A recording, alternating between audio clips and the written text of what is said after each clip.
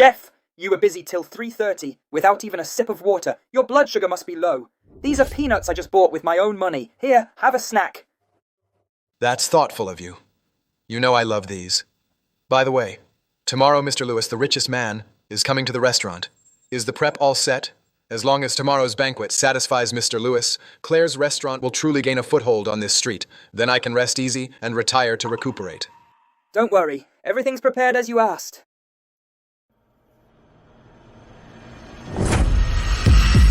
Arthur, you're a veteran employee. Don't you know by now the rules of our place? The food for customers isn't for us to eat. Julian, this is my apprentice Henry. He bought it for me to snack on. You've got it wrong. What misunderstanding? This is clearly our restaurant's plate. And it's holding our restaurant's peanuts.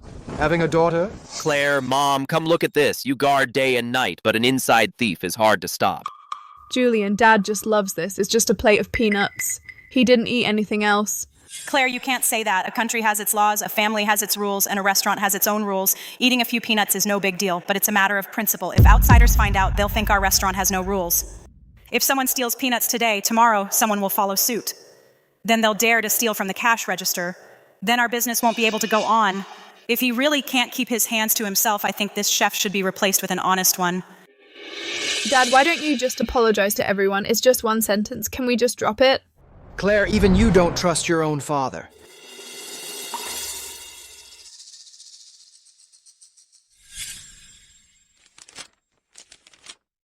Here you go. This month's $1,000 for living expenses. Take it.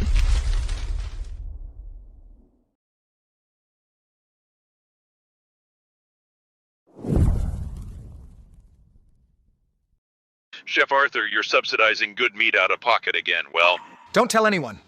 For the restaurant's reputation, it's worth it.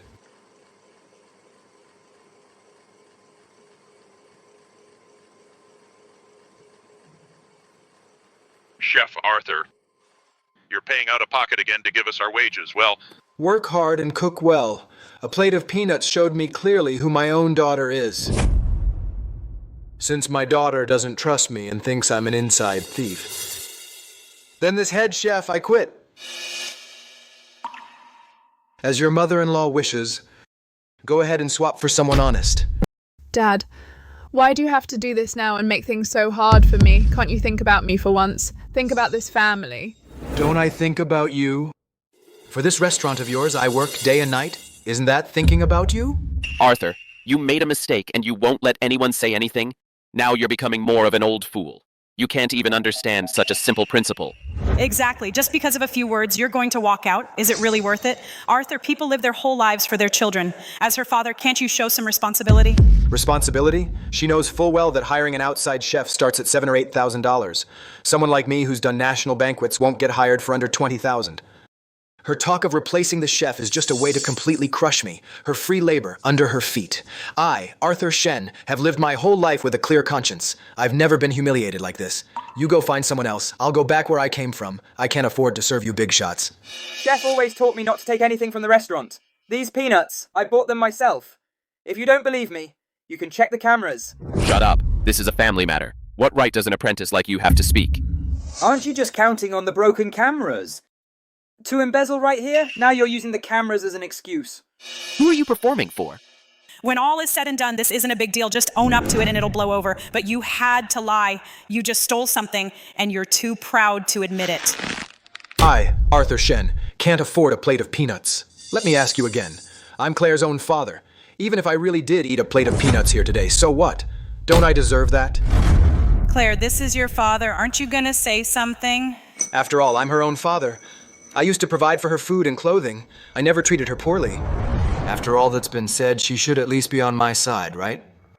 Dad, I think you're becoming an old fool. You can have whatever you want, just ask me. Or you can buy it yourself. But when you take it without a word from the restaurant, that's stealing.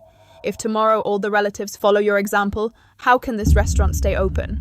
What did you say? Why can't you think about me? Just apologize already. Don't let these outsiders laugh at us. If you're not afraid of making a fool of yourself, I am. You.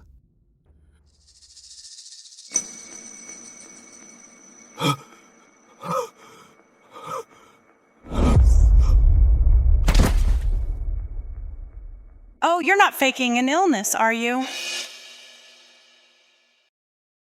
Call an ambulance. Call 911!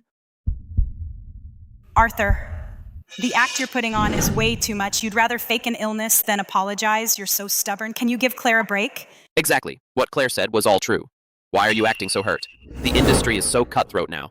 If you start this unhealthy trend of embezzling, can our restaurant even stay open? Dad, stop making a fuss. Can you just settle down, get up and cook? Mr. Lewis requested to come here for lunch. As long as you cook well and Mr. Lewis thoroughly enjoys the meal, I'll let the peanut issue go.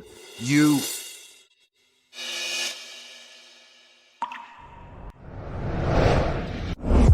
Have you lost your minds? Chef is in so much pain. How could he be faking it? I'm calling an ambulance now.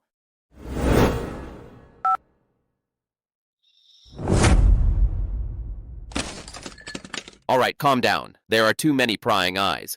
If Mr. Lewis finds out we called an ambulance here, it's such bad luck. Can we even keep doing business? Exactly. And you're our employee eating and drinking on us, but you never think about the restaurant. I think you're just like your chef. Claire, if we keep an employee this ungrateful around, who knows when he'll cause us big trouble? Mum's right. From today on, you're fired.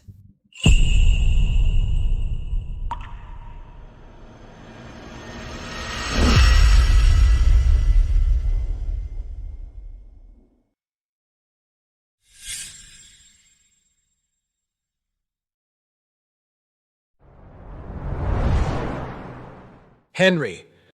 Where's Claire?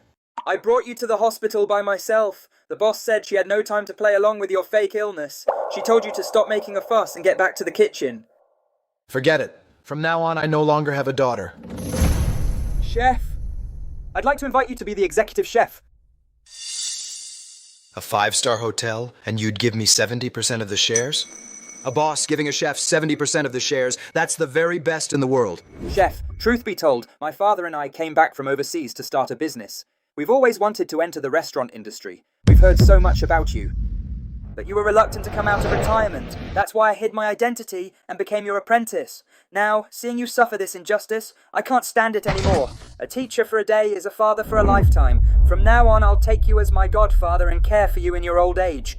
This clause I've also written into the agreement. All right. I accept. Godfather, from now on your son will take good care of you. I'll care for you in your old age. I will make you a top chef.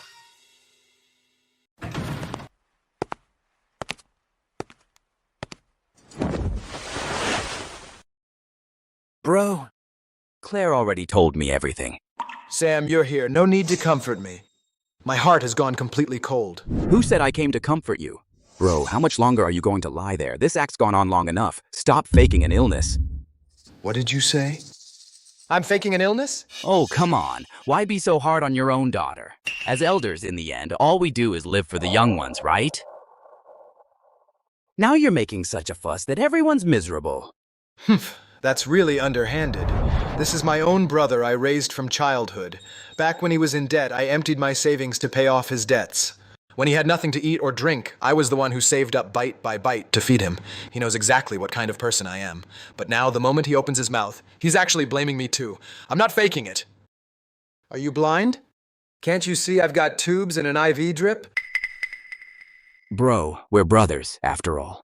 I know exactly what you're thinking. This illness of yours is all fake, isn't it? I used to think you had a happy, harmonious family. The way you bragged every day about how devoted your daughter was. I never expected, bro, that your life would be in tatters too. So I misplaced my trust again. Putting oneself in another's shoes can't hold a candle to jealousy. This good-for-nothing brother of mine has probably been waiting to see me make a fool of myself. Now the relatives are all saying that you pretend to be proper, but in secret. You even sneak some peanuts. Claire spread that story. She couldn't talk you out of it, so she had to round up everyone else to help. Finally, we all decided to make me the persuader. Brother, I'm just saying, at your age, you should give your daughter and son-in-law a break. You should be content or people will talk. Then you'll have no one to support you in your old age. This is what I get for giving my all to raise my own daughter. Yet she goes around ruining her own father's reputation. That restaurant, I'd rather die than go back. That little place is full of pettiness, and I can't stand it anymore. As for my old age, go back and tell Claire I don't need her to support me. Brother, have you lost your mind? It's just a plate of peanuts. Is it worth going to the point of faking an illness? This isn't about a plate of peanuts. It's about the bitter disappointment that's been piling up for years. You're really an old fool. You're being unreasonable. I can't be bothered to talk sense into you.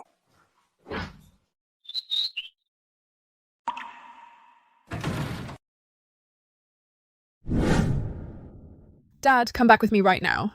Yesterday, Mr. Lewis was really unhappy with the meal. He said the food had lost its soul. I begged Mr. Lewis for a long time, and he finally agreed that in 7 days he'd come back for another taste. Right now, you need to come back with me and prep ingredients. Stop faking an illness here.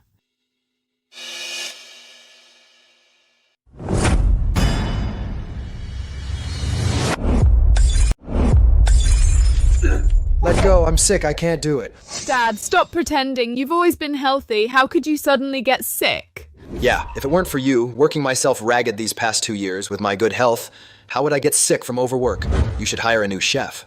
Let me tell you the truth. We did hire a new chef. My mother-in-law recommended him. He's really good. So this time we don't need you to cook. You go back and give him a hand, that's all.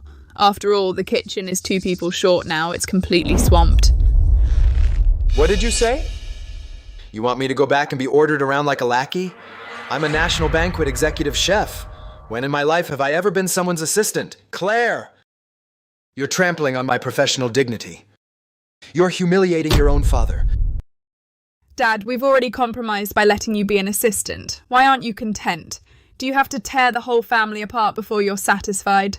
Claire, you used to be so loving. You were Daddy's sweet little angel. Why now have you become like this? You think your wings have grown hard? Look down on these old bones of mine. Go away. I'm not going back with you. Dad, if that's your attitude, then we're going to have a proper accounting. What accounting do you want with me? These past 2 years, I've been giving you $1,000 a month for living expenses. 2 years comes to $24,000. As for your daily meals, I'll let that go. I'll round it down. Just give me $20,000. Scan the code and pay up. You! Claire! That's so unfilial of you, by your logic. Chef raised you to adulthood and spent so much money. He sent you abroad, providing for your food and clothing. Why don't you count that money? That's different. The $1,000 a month came from the company account. It was my dad's living expenses from working at the bistro. He just quit. My dad breached the contract first. If you don't pay back, doesn't that make it hard for me to be a good daughter? It seems she thinks now that she has a new chef, she doesn't need me. It's just $20,000, isn't it? I'll give it to you. Here's the money. From now on, I'm even with the bistro. Fine, Dad. Since you're so stubborn, I hope you don't regret this later. The biggest regret of my life was agreeing back then to help you at the bistro. What are you standing there for? Tap to pay.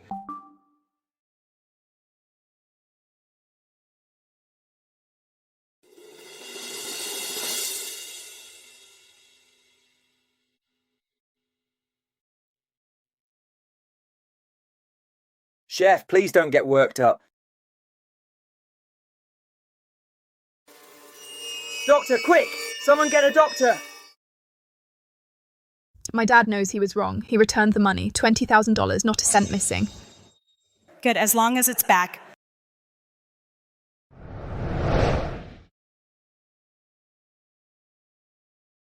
Hey, Claire. Your dad, the way he looked, was he really faking being sick? Probably. I can tell he still has a strong grip. He's clearly just trying to fake an illness to make me back down. He's my dad. I know him too well. As long as we nail that meal for Mr. Lewis, the $5 million injection is ours. Then our restaurant will get a massive upgrade. From now on, celebrities from all walks of life will be lining up to hand us their money. Don't worry, this Chef Frank I hired, I know him inside and out. He'd never do any petty theft. And he can cook any cuisine, then we'll serve up a feast of meat and fish. He'll definitely make Mr. Lewis thoroughly enjoy the meal. That old geezer Arthur can only make some cabbage and tofu, bland and watery. But I hired a real banquet chef. When the time comes, we'll make the richest man a grand feast of meat and fish. Now that's what I call impressive. With a place this big, there's gotta be serious money in it. We're gonna be rich. My dishes may look home-style, but each one is a national banquet-level exclusive culinary skill. You think a lot of meat and fish is enough to impress Mr. Lewis? In 7 days, we'll see who regrets this.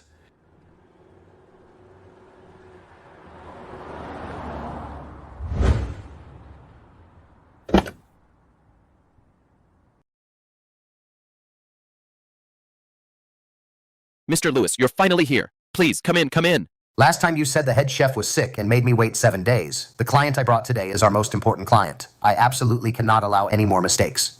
Mr. Lewis, don't worry. The kitchen is all set. Today we've prepared all the signature dishes. I promise you and your honored guests will have a satisfying meal. That's good.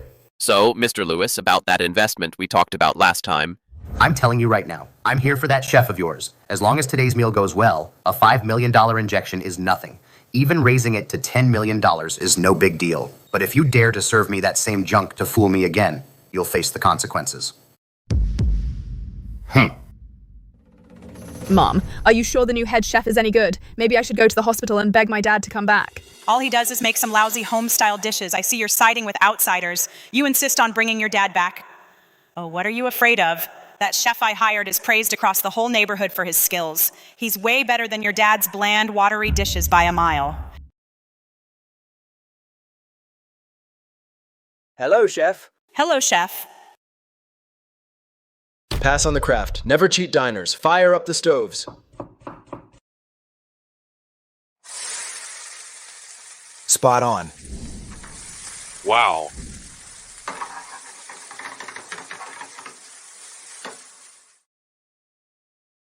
The flavor is amazing. It's like national banquet level. This restaurant's head chef is practically a culinary god descended. Mr. Lewis, please have a taste.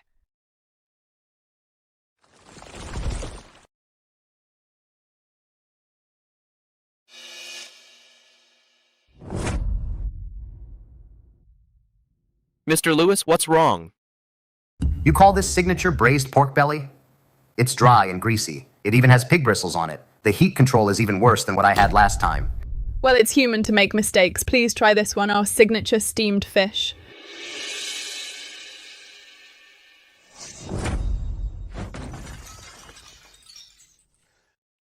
I gave you 7 days. And you served me this junk to fob me off? This braised pork is rancid. Are you trying to kill me or poison my guests?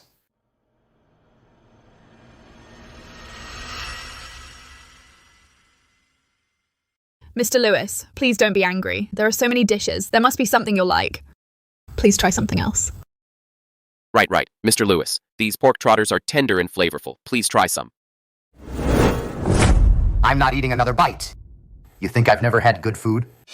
I want to see the head chef. I don't believe this garbage was cooked by Chef Arthur. Tell me, did you swap the chef? Mr. Lewis, you must be joking. The head chef is my biological father. How could we possibly replace him? Maybe it's because he's still not fully over his illness today, so he's not at his best. That's why he blew it. Mr. Lewis, please don't be angry. We'll handle this. Mom, didn't you swear to me that this chef you found was rock solid and could fully match my dad? This chef from our hometown was something else. In the village, whether it was a wedding or a funeral feast, he was the one at the stove. Folks from all around all raved about his food. Anyone who tried it said it was delicious. What? You actually hired a cook who only knows village feast food to cook for a billionaire, the richest man. You're not just making trouble for me, you're clearly trying to kill our whole family and bring the entire bistro to ruin. All right. At this point, what's the use in blaming me? Yelling at me won't solve anything. The top priority is to get your dad back here to save the day. As long as your dad is willing to come back, admit in person that he cooked this meal, bow his head and apologize to Mr. Lewis, and cook a fresh spread of dishes with his own hands, this matter will definitely be settled.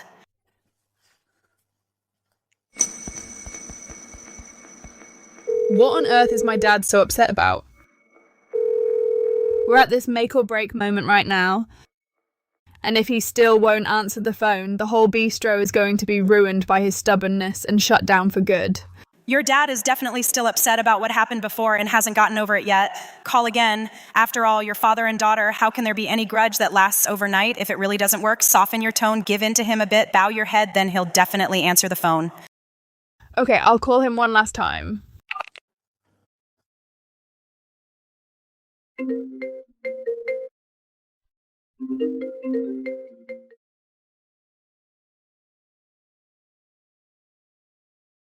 Chef, our restaurant's business is absolutely booming. The queue tickets in the number machine outside are all used up. But even so, there are still lots of customers camped outside refusing to leave, insisting on waiting for a table at our place. We can't let the customers waste their time waiting around. Come on, I'll go out myself and explain things to everyone properly. The number you have called is busy. Please try again later. He hung up. He actually dared to hang up on me. Call again, quick, call him one more time. Press and hold to talk. Dad, Mr. Lewis wants to see you. Get back to the bistro right now.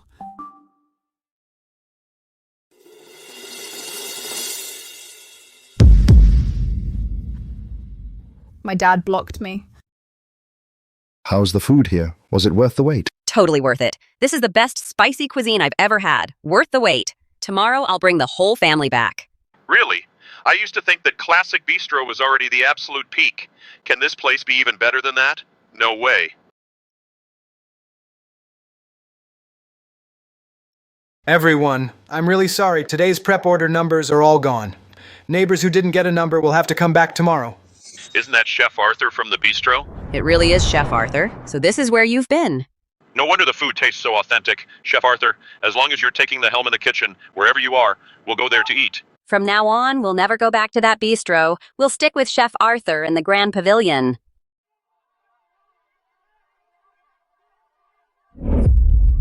What exactly is going on here? How dare you serve me this pig slop? Mr. Lewis, please calm down. There might be some misunderstanding. Here, have a drink first. Where's Chef Arthur? Get him out here. If he doesn't give me a reasonable explanation, I'll cancel our partnership with your bistro and never come back. Mr. Lewis, please don't be angry. My dad, he suddenly got sick and was hospitalized and hasn't been discharged yet because he wasn't here. The apprentices messed up the dishes. Please give us another chance. Tomorrow he'll be discharged and he'll definitely be back. Mr. Lewis, stop wasting your time at that bistro. I just found out. Chef Arthur, the bistro's head chef, was driven out by that family. Now he's at the Grand Pavilion running the kitchen. Business is so hot that the whole street is gridlocked. What?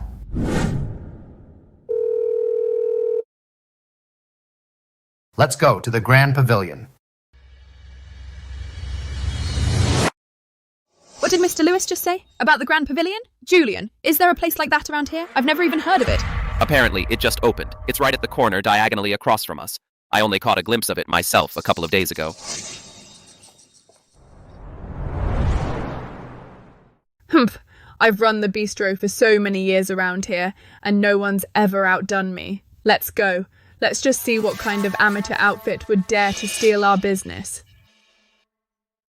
Mr. Lewis, here, try this. Don't let its plain looks fool you. It's just cabbage and tofu. Tastes as good as bird's nest. Mr. Jones, aren't you overselling it a bit? Just this cabbage and tofu, no matter how you cook it, how good can it possibly taste? For real, this is the best soup I've ever had. So delicious, the natural sweetness of the ingredients is fully brought out. No extra seasonings. There's also a hint of a refreshing fragrance, truly invigorating to drink. With such amazing cooking skills, this definitely isn't something your average chef could make. I suspect he must be a national banquet chef. Good eye, Mr. Lewis. According to my exclusive source, this Chef Arthur at the stove is indeed a retired national banquet chef. I heard this place, to coax him out of retirement, put in superhuman effort and thought long and hard.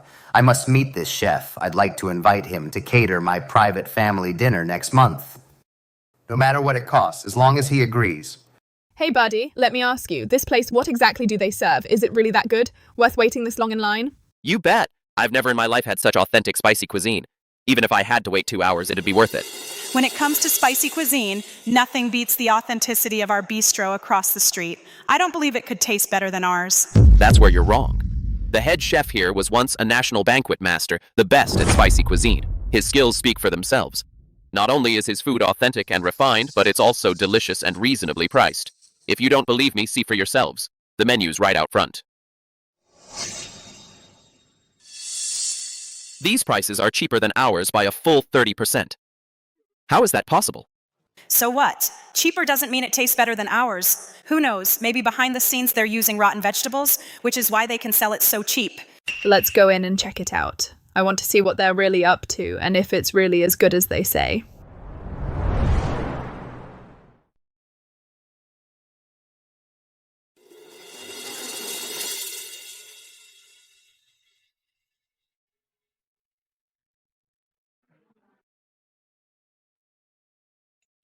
This dish tastes really good. The food here really hits the spot. Sorry for the wait. This is our restaurant's signature appetizer, cabbage and tofu soup. Please enjoy this for now. We'll bring the menu right over to you. This is obviously something even I could make. Just plain tofu soup, nothing special about it. How good can it be? Probably another gimmick. Exactly. I think this place's popularity is mostly bought and paid for. These diners might all be hired shills. This taste... Honey, what's wrong? Is it that bad?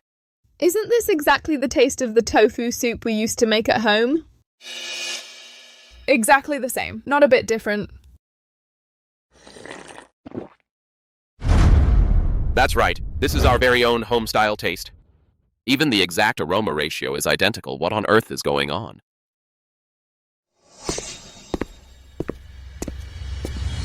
What is he doing here? No wonder the day he got fired, he didn't cry or make a fuss. Turns out he'd already saved up his money to start his own business and compete with us. He must have stolen our culinary secrets while working as a kitchen hand. At such a young age, he's so calculating. He's deliberately going against us, trying to cut off our income. If you three are here for a meal, you're making too big a scene. If I hadn't come, how would I know you'd do something so despicable as stealing our culinary secrets, Henry? After all, you worked at my restaurant for over a year. Doing this, can you look yourself in the mirror? What about my dad? Everyone, stop eating. Listen to me. The owner of this restaurant used to be a mere apprentice at the bistro. He was a thief. He stole our family's secret recipes and struck out on his own. Every dish here is stolen from us. What's going on? This is a copy. This is plagiarism. Really, plagiarism? I once ate at the rival bistro across the street. The taste was indeed quite similar. Then this young man is really underhanded. Stealing culinary secrets is a major industry taboo. I'm afraid I'm going to disappoint you all. I am indeed the owner of this restaurant, but I'm not the head chef, nor have I been involved in any of the cooking. Impossible. If you didn't steal our culinary secrets, how could these dishes taste exactly like ours? Even if you didn't steal them, then it must be the head chef you hired who stole them. Get your head chef out here. I want to confront him face to face. To see what kind of thief would dare steal from the Shen family. How do you want to confront me? Dad, what are you doing here? Dad, tell me the truth. Did you make this soup? Yes, I did. You're all making a scene here. What exactly do you want? You're asking me what I want? I already told Mr. Lewis that you were sick in the hospital. But no, you're not lying in the hospital. Instead, you show up at the rival's restaurant. Do you know how Mr. Lewis looked at me just now? Henry is my apprentice. His restaurant is opening. As his master, isn't it only right for me to come and help? Oh, some father you are. You're siding with outsiders so much your arm's about to break. Dad, how could you do this? I humbled myself to go to the hospital and beg you to come back and help. You ignored me. And now you're here to support your apprentice. You're stealing your daughter's business. You're deliberately working against us. Dad, what you did is really underhanded. Exactly. Since when does a real father compete with his daughter and son-in-law for business? Everyone come look. In this world, is there such a father? He's just an old fool. Enough, Dad. Stop making a fool of yourself here. Come back with me now. If you go back now and make a new meal for Mr. Lewis, what happened before? I'll let bygones be bygones. Making a fool of myself? What makes you think I'm making a fool of myself here, Claire? Your memory's bad, let me remind you. The living expenses I owed you, I've paid them all off. Now me and the bistro have made a clean break. You can't control me, I'll go wherever I want. I'll cook for whoever I want to. Dad, you're getting old and still acting out of spite. Do you have to make it come to this? Think about it. In your own restaurant, you can still be a respected head chef. But once you walk out that door, you're destined to be nothing but someone's helper making appetizers. Back then, Claire's mother passed away early. To take care of her, I had no choice but to retire. I never thought that in her heart she would look down on me, her own father, so much. In your eyes, I, Arthur Shen, am destined to be nothing but someone's helper for the rest of my life. What else could it be? You must have heard by now. The Grand Pavilion has brought in a true national banquet chef to preside. With those skills of yours, here, you'd just be a mere handyman. How could you ever make a name for yourself? Listen to me. Go back and help your own family. We're your true family.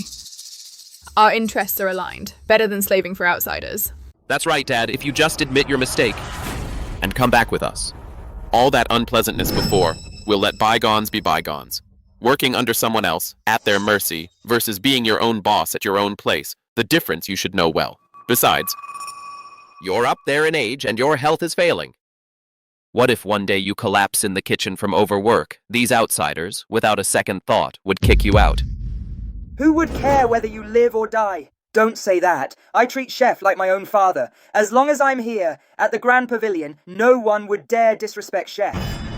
At times like this, you've suddenly learned to put yourself in my shoes. But let me tell you something. Compared to being at the bistro, being accused by you of stealing peanuts, I'd rather be out here in peace, cooking my own food.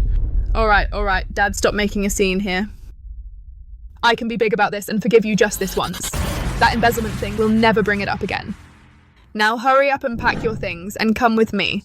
Otherwise, when that legendary national banquet chef returns and catches you here pulling a scam, they'll kick you out in disgrace. You'll be even more humiliated.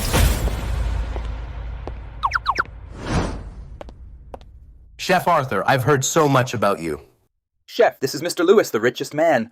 Mr. Lewis came in person to ask you to come out of retirement. Thank you, Mr. Lewis, for your trust and generosity. Chef Arthur, that spicy dish you made just now was absolutely amazing. I've been all over the world, but I've never tasted such authentic flavors. For my private family dinner next month, I'd like to ask Chef Arthur to personally handle it. Your terms, name them. Did I hear that right? Mr. Lewis says Arthur was once the national banquet chef.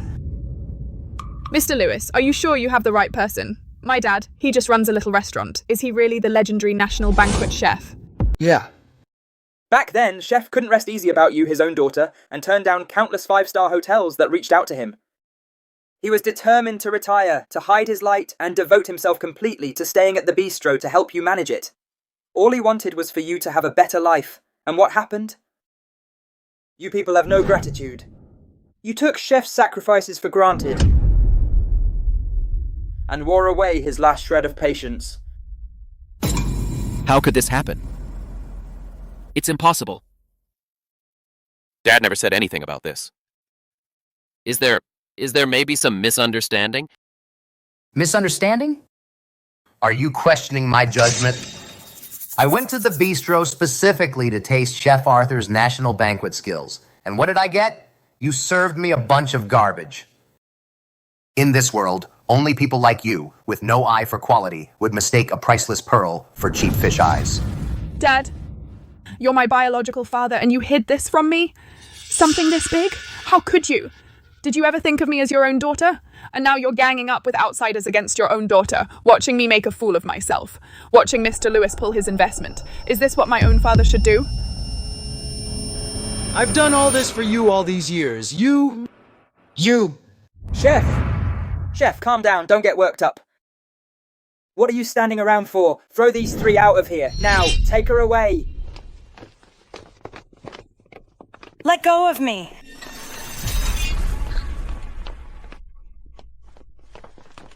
Bah! You've got a heart the size of a pinhead. Her own father getting revenge on his daughter. Well, you live and learn. Claire, you tell me, what are we going to do now? The world keeps spinning, no matter who walks away. Even without the richest man's investment or my dad's cooking, I can still run the bistro and make it thrive. I refuse to believe that with my skills I could starve. Exactly. Honey, the new cook we hired makes food with a flavor that the whole neighborhood recognizes. His specialty is big feasts. Our business is sure to boom. Chef, you looked really pale just now. We should go to the hospital and get you checked out. I'm fine. Just overwhelmed by anger. And my blood sugar dropped. I'll be fine once I take a moment. Chef, have a bite first. These peanuts are freshly fried. Chef Arthur, you've been through a lot. A national master like you really shouldn't be troubled by family matters. The invitation from earlier still stands. My private family dinner next month, I sincerely hope you'll host it. What do you think, Chef Arthur? Since Mr. Lewis thinks so highly of me, this job, I'll take it. Great. With your word on that, I'm relieved. Boss Claire, how much are you planning to pay me? Chef Frank. Back then, my dad was helping out here making $1,000 a month. You see, Arthur is your own father. Helping you is his duty. Can I compare to that? These days, head chefs out there have a certain price. You know that too. Even though I am a fellow townsman of old Mrs. Vance, but this is strictly business. I won't ask for much. $20,000 a month. $20,000? Frank, are you crazy? You're demanding an exorbitant price. Hey, out there I start at $30,000. Coming here asking for $20,000 is only because we're fellow townsmen. And that's just the base salary. The money for daily groceries and meat is separate. Mom, didn't you say he's a fellow townsman? Couldn't he cut us a deal? Why is he so much more expensive than my dad? I don't know. This guy nowadays is so unscrupulous. Honey, look at the Grand Pavilion. They're beating down the doors. If we don't get a head chef, all our customers will leave. Why not give him a trial for 3 months first? Back when Dad was here, the restaurant made at least $100,000 a month. $20,000. If we bite the bullet, isn't that bad? Fine, $20,000 it is, but the probation period is 3 months and the salary is at 80%. That's $16,000 a month. $16,000? As a prep cook in the village, I only got $6,000 a month. These folks really have more money than sense. I've got to reel them in first. Later, when it comes to groceries and meat, there'll be plenty of profit to skim. Deal. It's a deal. Old Mrs. Vance, we're almost out of produce. The grocery money is due. Here you go. Make it last. $500. Old Mrs. Vance, you gotta be kidding me. This $500 barely covers 3 days of groceries. For a month, it starts at $30,000. $30,000? That's highway robbery. When Arthur was here, he'd only ask me for $1,000 a month. Oh, come on, lady. Arthur, he was probably dipping into his own pension to cover for you. I make $16,000 a month, and you're asking me for $30,000 in groceries. Then I'd basically be paying to work. I don't care. That's all you're getting. You need to focus on increasing income and cutting expenses. Times are tough. Every penny must be spent where it counts. Fine. Increasing income and cutting expenses, huh? Then I'll start with the suppliers. What do you mean? I'll give it to you straight. I actually know a supplier. Good quality, low prices, a real bargain. If we switch to him, we'd save at least $20,000 a month. Really? We'd save $20,000? Then what are we waiting for? Switch now. Turn the heat down another notch. Spicy cuisine is all about wok hay. It can't be soft and mushy.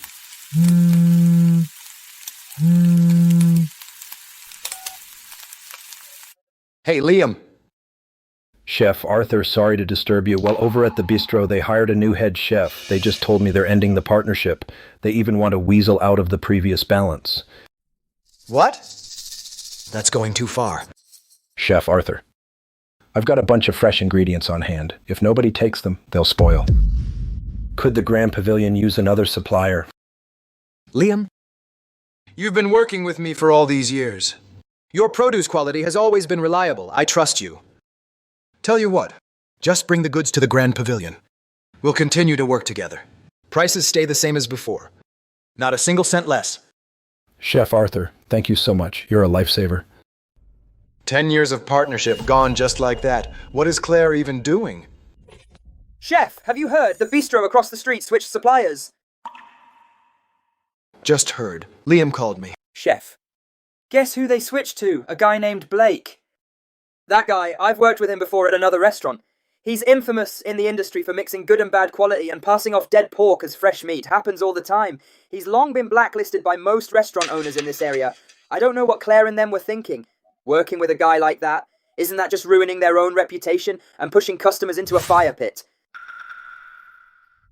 Penny wise and pound foolish. This place is probably done for. Back at the bistro, buying groceries and picking ingredients, all that grunt work I did all by myself, while Claire and the others might as well have sat there counting and collecting money, having no idea about the tricks of the trade. And the very basics of our ingredients they even dare to mess with, simply bringing about their own destruction. Chef, I've got great news that our Grand Pavilion's only been open 7 days and the revenue has already earned back all the renovation costs, which is all thanks to your leadership. So this is an extra bonus for you, and there's $50,000 in there. You've already given me a very good salary, so I can't take this bonus. Just keep it for cash flow. Chef, please just take it, because without your signature dishes, the restaurant wouldn't have this reputation, and you deserve it. How ironic that in his own daughter's restaurant, he worked for over 2 years. And forget about a bonus. He didn't even see a penny of salary. But here, with his apprentice, he gets the respect he deserves and recognition. All right, then I'll hold on to it for you for now, so let's go to the market, as I need to do the shopping myself. Chef, you're the executive chef now, so this kind of small thing can be handled by your staff. Just have them do it. Why bother going yourself? It's too tiring. Henry, remember this. Ingredients are the foundation of the culinary business, and not a single mistake can be tolerated. We have to be 100% true to every customer who walks in.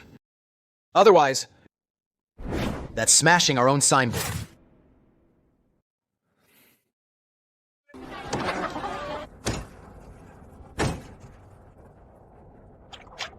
Chef, these black pork cuts you picked are indeed different. They don't have that gamey stench at all.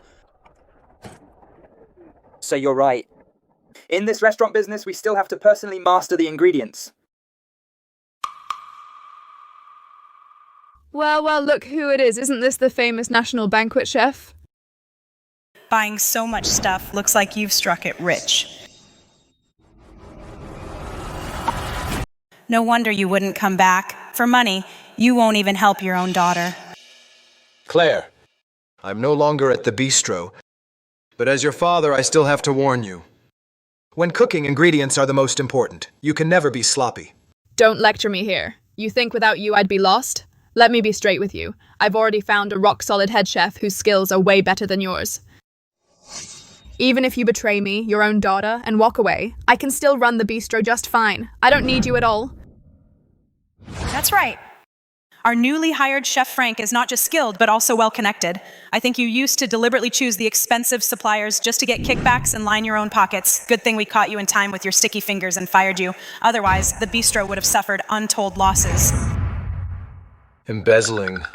Sticky fingers, you two are truly hopeless. Do you even have a conscience? Chef worked at the bistro for over a year. My salary was all paid by him out of his own pocket. He didn't take a single cent from you. How dare you slander him here?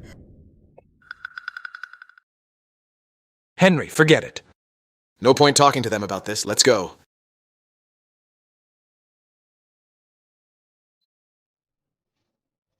This bistro, I just came here last month. That boiled beef was amazing. In a bit, eat up, everyone. Here's your boiled beef. Enjoy.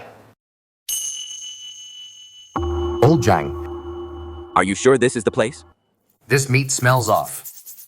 It has a weird smell. Have you never tried authentic spicy cuisine?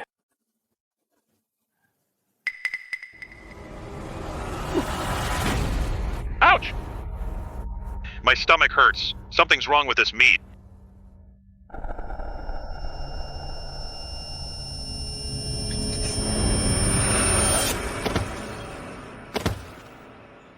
Something's wrong. Someone's been poisoned. Stop eating! This food is poisoned! Call an ambulance! Hurry, help them!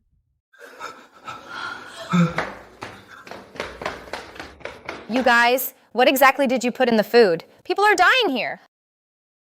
No, that's impossible. How could this happen? Julian, what are you standing around for? Call the police, quick! Quick, call an ambulance.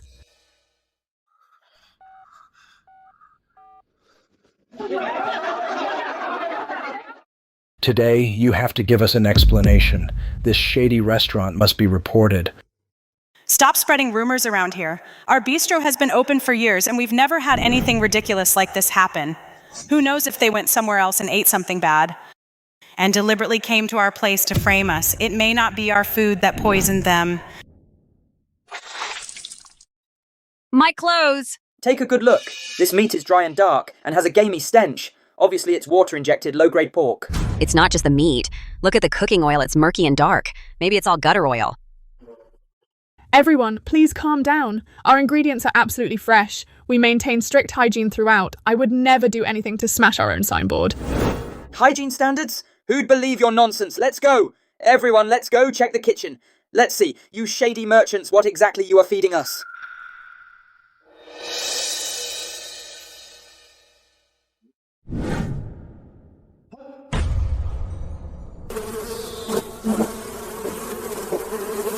This is what you call hygienic? Is this what you meant by not smashing your own signboard? Everyone, look! This is what they cook with, gutter oil. The evidence is ironclad. You're absolutely heartless. Get ready to pay up and get ready to shut down. It's over. Everything's ruined. How did this happen? How did things get like this? Frank, you better explain. What the hell is going on? Boss, how's this my fault? The prep cook's pay has been delayed for a month. No one settled it. Who'd want to stay and work?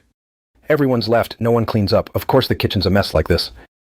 Mum, why didn't you pay the prep cooks? What's going on? How would I know? Was I supposed to pay the prep cooks monthly? All these chores at the restaurant were all handled by Arthur. I never asked about them. I didn't know the going rate. Besides, you're the head chef. Managing the kitchen staff is your job. The restaurant's a mess, and you still have the nerve to pass the buck? Oh, old lady, you sure know how to pass the buck to others. I asked you for a grocery budget. In total, you gave me just $500. $500. Forget paying the prep cooks. Even buying decent ingredients isn't enough. I was trying to save money for the restaurant, so I had to switch to a cheaper supplier. You can't blame me for this. As for the customers getting food poisoning, that was because the supplier's ingredients were dirty. It has nothing to do with me. Stop passing the buck here. As the head chef, you can't even manage ingredient quality, secretly using gutter oil to rip off customers. And now it's a huge mess. All the losses are on you. Me pay for that? Dream on. If the old lady weren't so stingy, squeezing the grocery budget dry, would I have had to go to a shoddy supplier? You can't expect to have every advantage. You get what you pay for. Don't you understand that? Wanting to spend less but still expecting national banquet level dishes is pure wishful thinking. That shoddy supplier? You're the one who brought him in. I think you're in cahoots with outsiders to deliberately shortchange our family. Let's go. Come with me to the police station and argue it out. Today, if you don't pay up, you're not going anywhere. I'm not going. Get away from me. Ouch, my back. It's killing me. Someone help! He's hitting me! Murder! Enough. Everyone stop arguing.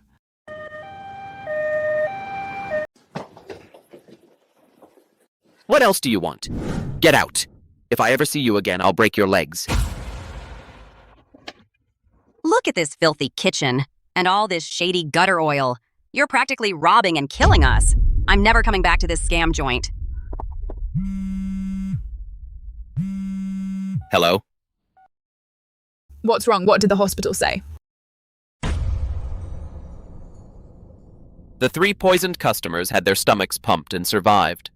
But they were all sent to the ICU. They've made it clear. Not only do they want us to cover all the medical bills, they're also going to sue us. Now word's all over town. They're all saying our place made people sick and someone's going to die. From now on, no one's ever going to come here again. It's over. Everything's completely ruined.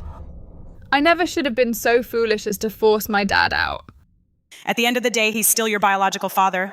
Blood is thicker than water. You can't just cut off family. Claire, go and plead with him. Ask him to come back and take charge. That's right. As long as Chef Arthur comes back to run the kitchen, our place still has a chance. Okay, I'll try. It's no use. He already blocked me. Then call Henry.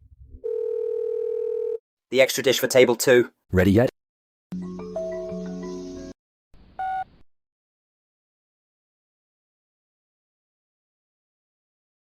Why are you calling?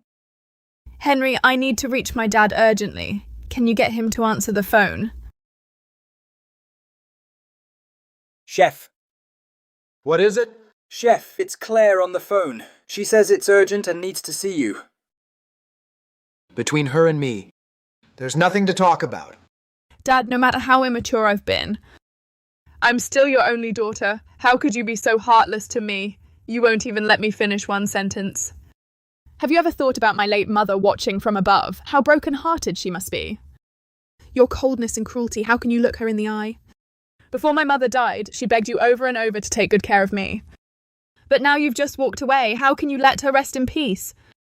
Dad, can we talk in person? See for yourself how sincere we are.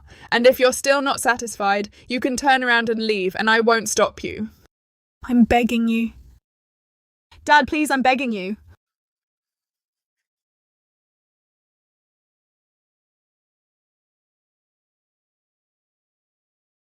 Just this once.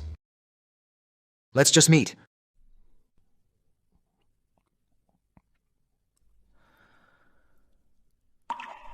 Fine, I'll go and see Claire. Do you think your master is too unprincipled? And too easily swayed? Chef, I've got no problem with that. She is, after all, your own daughter. And I also hope after this incident she'll change her ways. Whatever you decide, I'll support you. Give me a second, I'll drive you there.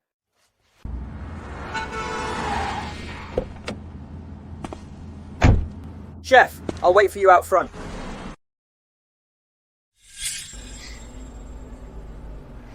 Daddy, one day I'm gonna open a huge restaurant for you, even bigger than this. Claire, who do you love most? Daddy, of course. Dad, our restaurant keeps losing money. Come be my head chef. Arthur, the food's not ready. Dad, hurry up. The customers are getting antsy. Wait, is that Arthur? Table 3's order, is it still not done? Coming right up. What are you doing, Dad? You have a bad heart. Didn't you take your meds? Anyway, you can't hold me up from serving Dad. Why don't you just say sorry to everyone? It's just one sentence.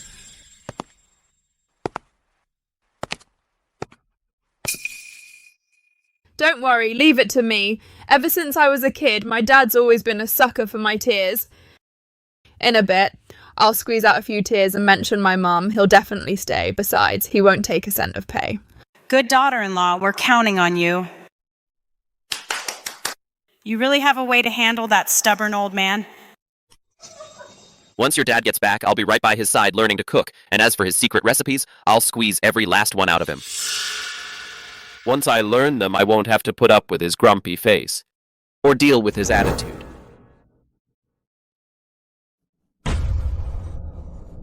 Family, loved ones? They're nothing but 3 wolves that eat people, bones and all.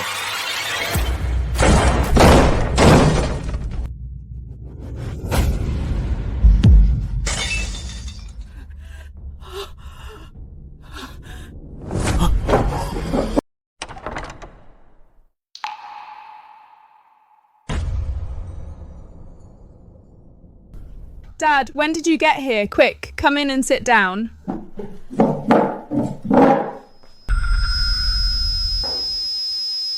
Cut the act. Everything you just said, every single word, I heard it all.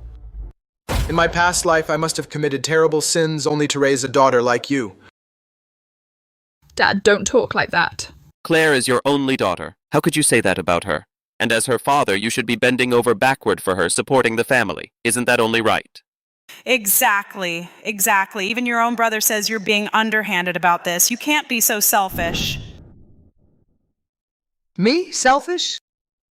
For over a year now, I've been footing the bill for the restaurant out of my own pocket. I've done more than enough. You're the ones who've pushed me too far. You never even treated me as a human being. Dad, I'm asking you one last time. Would you rather help strangers than help your own daughter? Is that it? So what if it is? I'm the one who's been wronged here.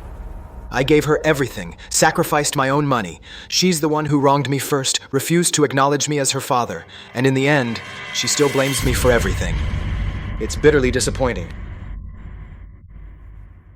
Fine, you wronged me first. You'll regret this.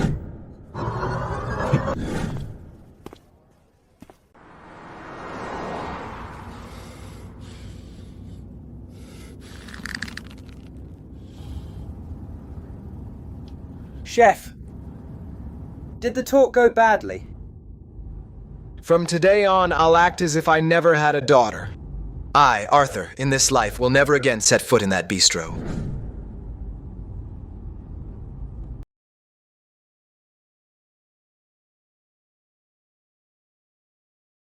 What's going on? How come there isn't a single customer to be seen today? Yeah, it's really strange. Usually at this time we'd be packed by now. Today, even the consultation phone hasn't rung at all. Chef, something's wrong. This is huge. Don't be so jumpy. What happened? Claire, she took the initiative to leak it to the news media, saying you favour outsiders and don't help your own daughter. Now your name is trending on the local news, stuck at #1. The whole town is pointing fingers behind your back, talking about you. I saw my dad, all alone out there, miserable and lonely. I went out of my way to bring him to my side to take care of him. Every month, I give him living expenses, but he's not the least bit grateful. He and his apprentice are constantly targeting my restaurant, stealing my business. A father like that is absolutely disgraceful. Arthur, if you're any kind of father at all, you'd go on that reality mediation show and confront us face to face. That's blatantly distorting the facts. How can anyone be this shameless? This is already defamation and slander. Chef, they're slinging mud at you. Right now, I'll post a video to clear your name. These people are really going too far. They actually trashed the restaurant. Chef! They've gone too far. This is already breaking the law. I'm calling the cops. Henry, take it easy. Back in the day, I'd have blown my top already. But after Claire's backstabbing, a betrayal that huge. These insults don't faze me anymore. Claire, you have the nerve to call. What exactly do you want? Put my dad on the phone. Dad, this whole situation, it's not what I wanted either. As long as you come to your senses and come back to the bistro, we can work everything out. Don't call me Dad, you're no daughter of mine. You actually went on TV to expose your own father. All the books you've read since you were young, did they all just go to waste? Dad, I just need you to come back and keep being our chef. Why are you so unwilling to listen? Every word is so entitled, as if I'm supposed to do her bidding. This is my daughter, my wonderful daughter. Dream on. So, Claire, how did it go? Did your dad relent? What's the situation? He refused. Claire, our bistro is about to go under. You need to be firm and make a decision. Right. Go live right now. Go live and expose his behavior. Go live. My dad's not in good health. The previous video has already stirred up public pressure. He should come around eventually. Claire, if we don't put pressure on Arthur, we'll never get anywhere.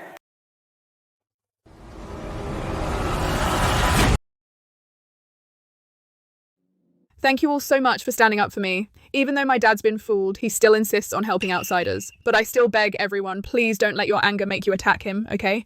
After all, he's my dad. Claire's just too soft-hearted, too devoted. Arthur's health has never been great. If he gets so mad he has a stroke, he'll definitely come ask us for medical bills. Our restaurant's already in the red, and we really can't afford it. It's not just medical bills. All these years of support money, you wouldn't believe how much we've given him. He's like a bottomless pit. Medical bills, support money, how dare they make up such nonsense? Chef, I can't just sit here any longer. I'm going live right now to set the record straight. I still have the previous transfer records. Now everyone online is convinced that I'm a heartless father. If you go online now and speak, you'll just face cyberbullying and be attacked for no reason. No one will even listen to the truth, so we just let them keep slinging mud at you. I just came up with a better idea. What is it?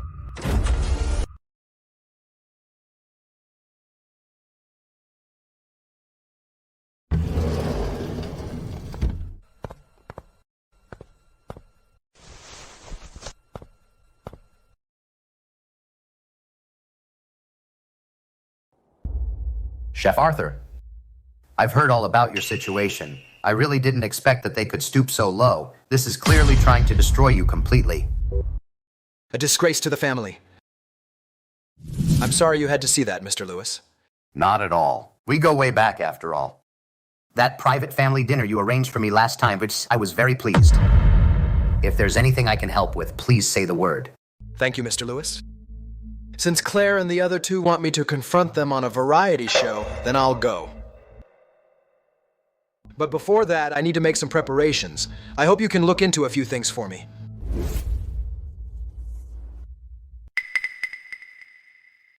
No problem.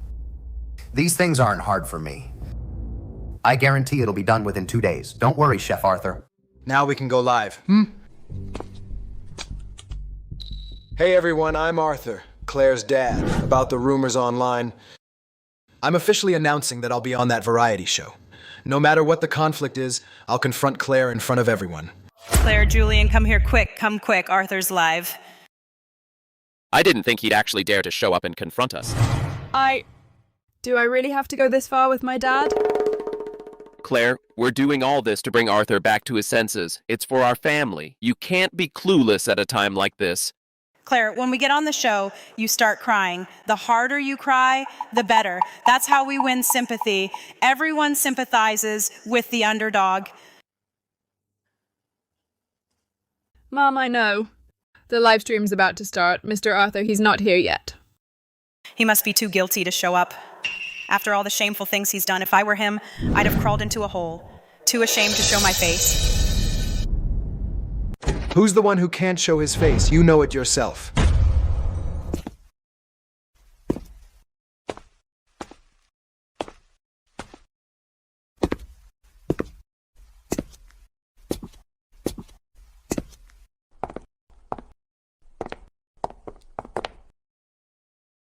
Dad, we're all family. Why do you have to go this far? Do you have to corner us like this? What good does it do you? In front of the audience, he actually started calling me sir. Back at home, he always called me by name or just you. What a phony. Arthur, we're both getting old. Why make such a fuss? As parents of the older generation who have lived most of our lives, isn't it all for our children to have good lives? As long as you're willing to come back to the bistro, we'll wipe the slate clean. Father and daughter never stay mad overnight. Dad, let's just come back and live a simple, honest life, okay? I'm begging you.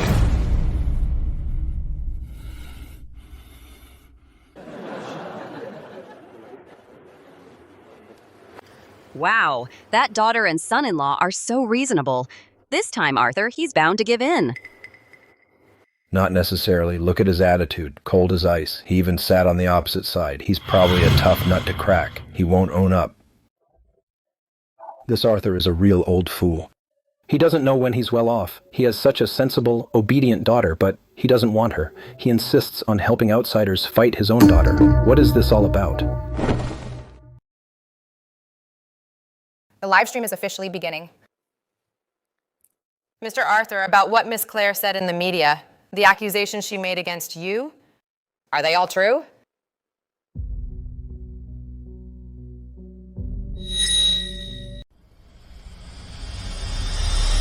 That's all a pack of lies. Dad, at this point, the evidence is conclusive. Why won't you admit it?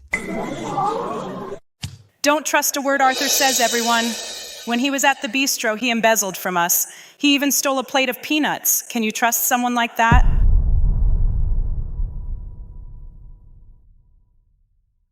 That plate of peanuts was bought outside and cooked by my apprentice, Henry. The pancake stall's security footage across the street recorded it. The supermarket staff can also testify.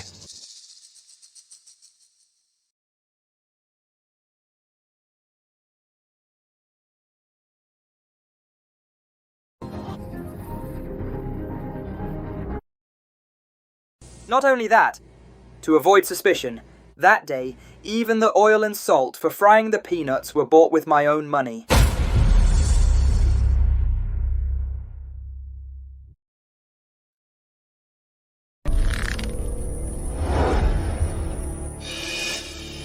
What's going on? Didn't you say there were no cameras? The restaurant's camera was broken. Who could have thought Arthur would find the footage from the pancake stall across the street? And the supermarket staff's testimony. I really misjudged Dad. Although there was a misunderstanding between us. Arthur, you can't, just because of this little thing, drive us into a corner. Exactly. If it were me, I would never do that. Colluding with outsiders to steal my own daughter's business, that's too cruel. Dad, can all these years of our father-daughter relationship really not survive this little misunderstanding? Yeah, even a beast wouldn't harm its own. This dad is really going too far. Just over a plate of peanuts, does he have to drive his own daughter to tears like this? He's too vindictive. When Claire was a child, she must have had a very oppressive life.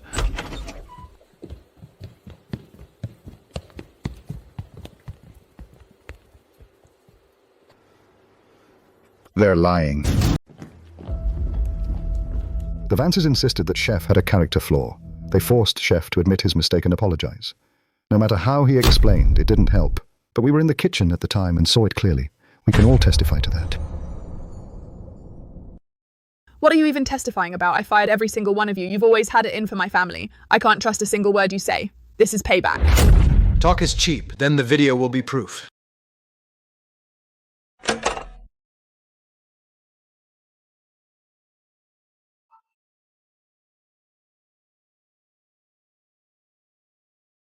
Where did this video come from? Back then, a kitchen helper secretly filmed it, but he never dared to come forward with it. In the end, I guaranteed him a position at the Grand Pavilion. Only then did he feel safe giving me the video. Is she even human?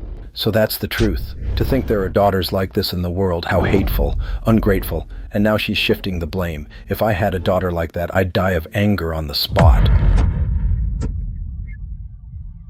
No, that's not true. I didn't. I said all that in anger. It doesn't count. It really doesn't count, I swear. Dad. You keep saying I kept asking you for money. But after I was hospitalized, Claire, you showed up at the hospital yourself and demanded back all the living expenses you'd given me over the past 2 years. $1,000 a month. You took a total of $20,000. I just wanted you to come back to the bistro. I didn't actually want your money back. You insisted on paying me back. Everyone, listen to that. For the past 2 years, I gave you $1,000 in living expenses every month. 2 years makes $24,000. As for your daily food and drink, I'll let that go. I'll round it down for you. Just give me $20,000.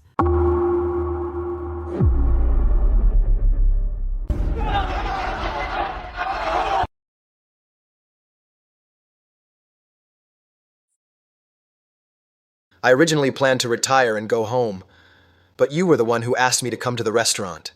You said you'd take care of me in my old age.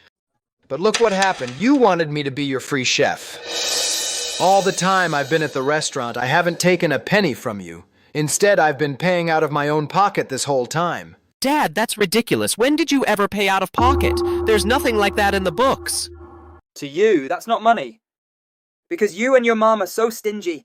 The ingredients you use are all stale, even leftover and rotten ones. What decent person goes out in the middle of the night to buy groceries? The fish is dead and frozen. The meat stinks. To hide that smell, chef paid out of his own pocket for good seasonings and sides to throw in. If that's not paying out of pocket, what is? Exactly. You're so stingy, you won't even turn on the freezer. This bistro, without Chef Arthur's culinary skills holding it up, would have gone broke 800 times over. Is what they said true? You two even skimp on the ingredients. I just told Mom we should save a little money. I didn't mean it to be this harsh. I'm just a simple woman from the countryside. How would I dare spend big money? Saving money is just to get by. You can't blame me for that. Mom, how could you say that? Back then I didn't tell Claire any of this. Because I was scared Mrs. Vance would think I'm stingy. And that'd ruin their mother-in-law and daughter-in-law relationship. I also thought that while I still could, I should do more for my daughter. But I never expected my consideration to become, in their eyes, something they'd take for granted. These three are not just heartless, they run a shady business. They actually dare serve rotten meat like this. They work their staff like dogs and treat their customers like dirt. They're rotten to the core. Dad. Dad, please, for the sake of your grandson, don't hold it against us. Dad, I was wrong. I really messed up. We just weren't thinking straight. We were totally blinded by greed. Please give your daughter another chance. Arthur, please, for your grandson's sake, don't hold it against us. For 20 years I worked from dawn to dusk, slaving over a hot stove. All to put you through school and buy you a house and a car. I thought I had raised a sweet little angel. But all I got in return was your slander and betrayal. I, Arthur, have failed to raise my daughter right. Today, with the whole internet watching, I hereby declare that Claire and I formally sever our father-daughter ties. Dad, don't. As for your breach of contract and embezzlement and the costs of the defamation and slander you've caused me, my lawyer will be in touch. All fines and payments owed will be paid to the last cent. Dad, you can't be so heartless. Chef Arthur, I'm sorry. Earlier, we shouldn't have believed the online rumors, and even joined in badmouthing you. Your 20 years of skill and character, we neighbors always knew. We were the foolish ones. Don't take it to heart. You all fell for the rumors too. You didn't mean any harm. We're all neighbors. Let bygones be bygones. From now on, the Grand Pavilion is open to everyone, anytime.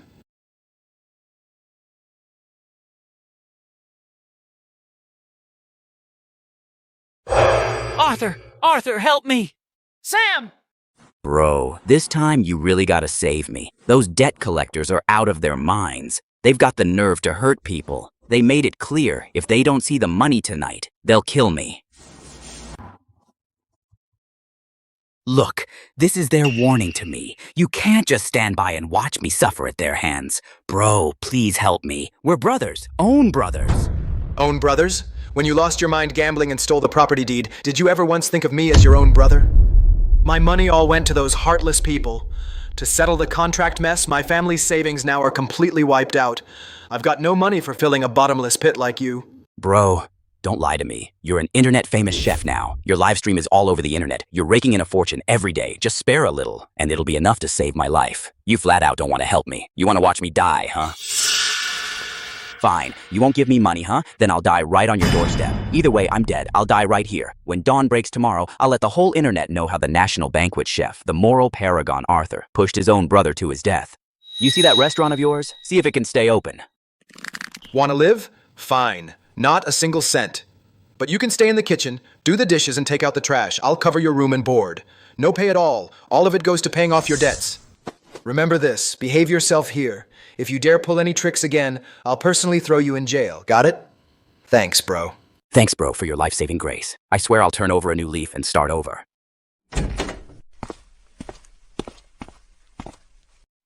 This joint's huge. I don't believe for a second there's no money for me to grab.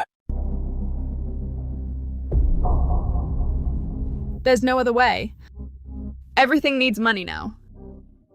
We'll have to sell that marital home. Just to cover the immediate shortfall. No. Absolutely not. Claire, have you lost your mind? The house is in my son's name. If we sell the house, where are we going to live? Make our whole family sleep on the street? If we don't sell the house, who pays the penalty? If the court enforces it, we'll all go to jail.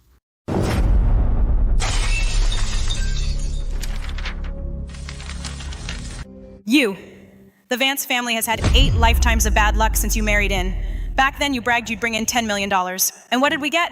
We never got that fortune. Instead, we ended up in a mess. And that biological father of yours is ruthless to the extreme. Isn't he afraid of being struck by lightning? You blame me? Mom, what right do you have to blame me? If it weren't for Julian insisting on using that plate of rotten peanuts to pick a fight with my dad, would things have gotten to this point today? You're all a bunch of bloodsuckers. You eat my food, wear my clothes, and live in my house. Now that you see me down and out, you want to kick me to the curb. I'm telling you all, no way. How dare you talk to me like that, Claire? I'm your elder. Everything I do is for you two. Enough. Mom, Claire, both of you, stop arguing.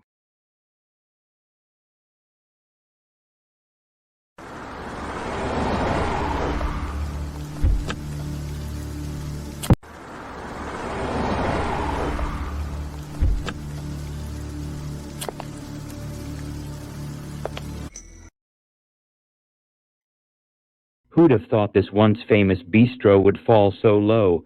What a shame, Claire. Uncle Richard. Richard, what are you doing here? Well, how do I put this? After all, your dad Arthur was my senior apprentice back then. I heard your family recently ran into major trouble, facing lawsuits and bankruptcy. As an elder, I had to come check on you. So you're that old mule's fellow apprentice? One look tells me you're no good. Here to laugh at us, huh? To see whether Arthur, that old geezer, hasn't ruined us enough? Is that it? Watch your mouth, old lady.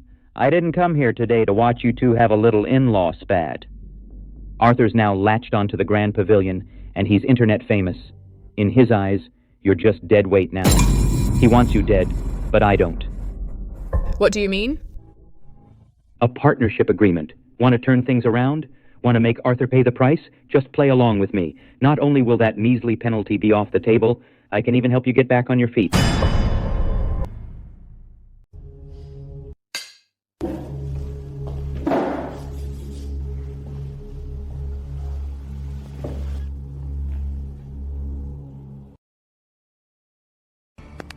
I can fully fund you to reopen the bistro, and it'll be twice the size of the current Grand Pavilion. And as for all those penalty fees and debts, I'll clear them all for you as well.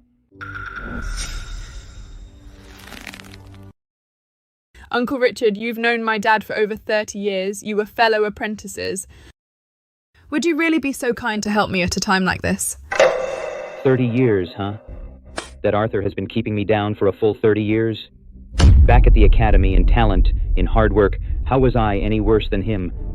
Why did the master on his deathbed pass his most treasured recipes to him instead of me? As they say, the enemy of my enemy is my friend. I want him to see how I'll destroy the legacy he's so proud of. With my own hands. Oh, Boss Richard, I've been so blind. You're truly a compassionate living bodhisattva. Earlier, this old woman was wrong. I was too blind to see. Please don't hold it against me. Julian, hurry up and pour Mr. Richard some water. Yes, yes, yes. Mr. Richard, please have some tea. From now on, you are the lifesaver of our entire family.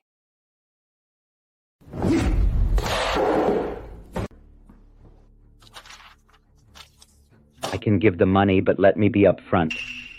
Once the contract is signed, I'm this restaurant's head chef and majority shareholder.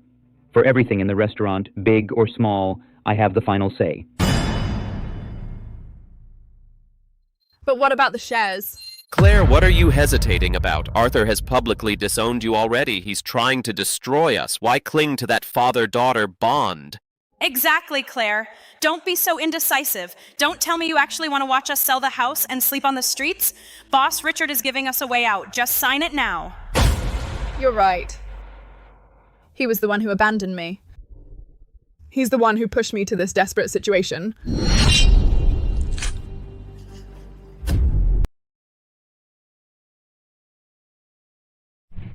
The money on this card is enough to reopen this bistro and even renovate it. To make it more luxurious than before. But if you take the money, you gotta deliver. If you can cause some trouble for the Grand Pavilion across the street and keep Arthur running himself ragged, that would be even better. Oh, Boss Richard, don't you worry. When it comes to cooking, I'm useless. But when it comes to throwing tantrums and making trouble, no one can beat me. Leave it to me. I guarantee that joint across the street will be notorious across the whole street in 3 days.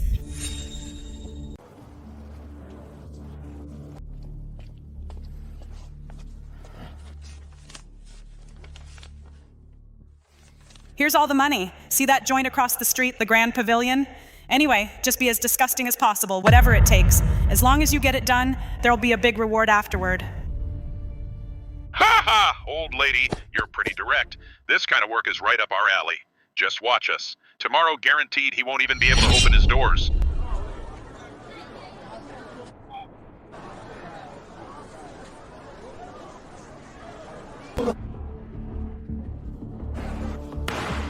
Hey, anyone here? Hurry up and get me some good tea to quench my thirst. Gentlemen, the menu is on the table. Just order whenever you're ready. Our tea is charged per person, or you can order a pot of Longjing. You charge for tea? This is a scam joint. I've been to plenty of fancy restaurants and never heard of paying for water. Sir, it's the restaurant's policy. If you don't want to order tea, I can pour you some free plain water. Ouch! Are you blind, trying to scald me to death? What crappy service? And this is supposed to be a national banquet chef? This AC is terrible. It's so hot I'm sweating, and the chairs are so hard they hurt my butt. A dump like this. And people still come to eat here? Bring out your signature dish.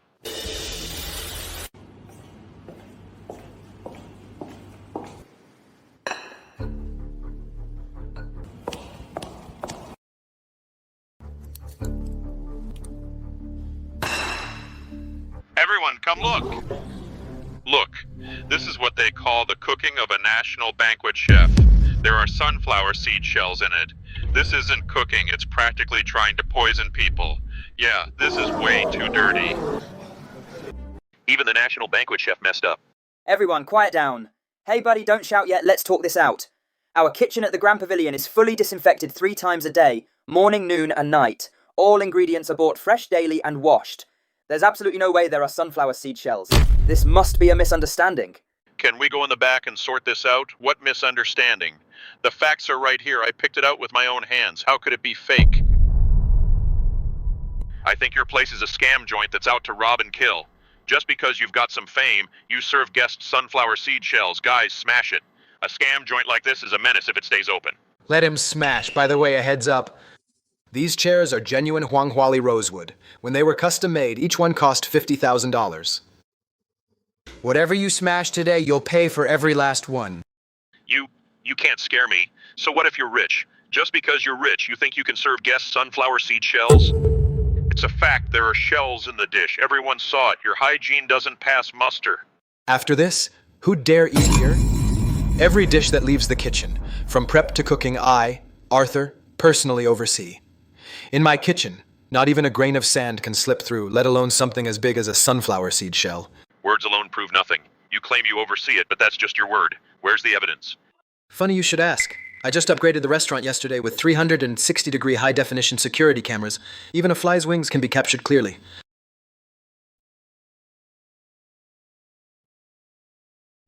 Henry, call the police. And call the legal team. I'm suing them for picking quarrels and provoking trouble, extortion, and damaging commercial reputation. No, Chef Arthur, this is a misunderstanding. Henry, call the police. Run! Chef, let me go after them. Those scumbags are trying to ruin our name. We've got to drag them to the police station. Don't! Chef, we just let them get away. We've got security footage. We'll nail them for sure. These thugs have nothing to gain. They wouldn't take such a big risk. These guys are clearly out to pick a fight. They want to smear the Grand Pavilion. Send someone to tail them. I want to know who let these dogs loose. Got it, Chef. I'll go myself.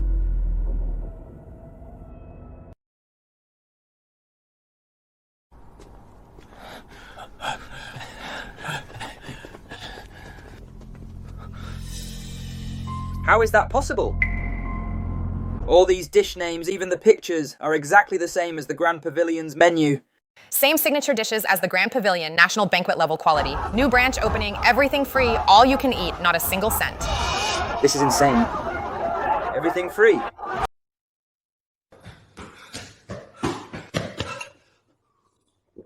Chef, I found out. Guess where those thugs ended up? They went to the rival bistro across the street. That bistro not only reopened, but it's gone completely nuts. Catch your breath first. Can't catch my breath, Chef. They made an exact copy of our menu, not even changing the names or the order. The craziest part is, they hung a giant screen at the entrance blaring, "Free meals for everyone, everything on the house." No wonder I was wondering why lunch today was so dead. When I walked past just now, several regulars heard the shouting over there and got lured away. Chef, they're clearly just throwing money around, trying to drive our restaurant right out of business. Free meals for everyone. Claire's mother-in-law, I know her inside out. Even when buying a single scallion, she'd haggle for ages. A Pyrrhic victory like this, or even losing everything, for a move like that, she doesn't have the guts, let alone the family savings. So you're saying someone's backing her, giving her money to go up against us?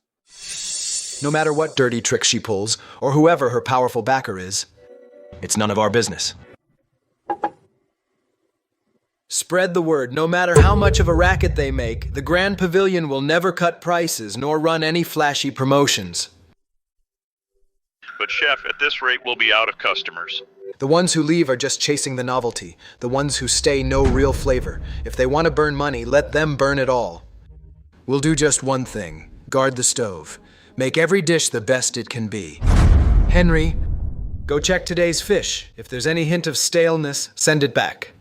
Even if there's only one table. Let them taste true national banquet quality. This Grand Pavilion is absolutely bizarre. We're giving free meals to everyone, yet over there they still have quite a few regulars. Though business has been partly stolen, it's still booming. As expected, my dad's been doing this for 30 years. The longtime neighbours trust his skill and reputation. Relying on free meals alone can't steal all the customers away. You all know Arthur best, so you know his weakness. A restaurant needs more than a great chef. It needs the right hands. Mr. Richards' right. Let's just throw money and poach their staff. From prep cooks to servers, any warm body, we'll poach them all. Who'd turn down money? As long as we cripple his kitchen, money's no problem. Get it done now. What's going on? I placed my order an hour ago, and it's still not all here.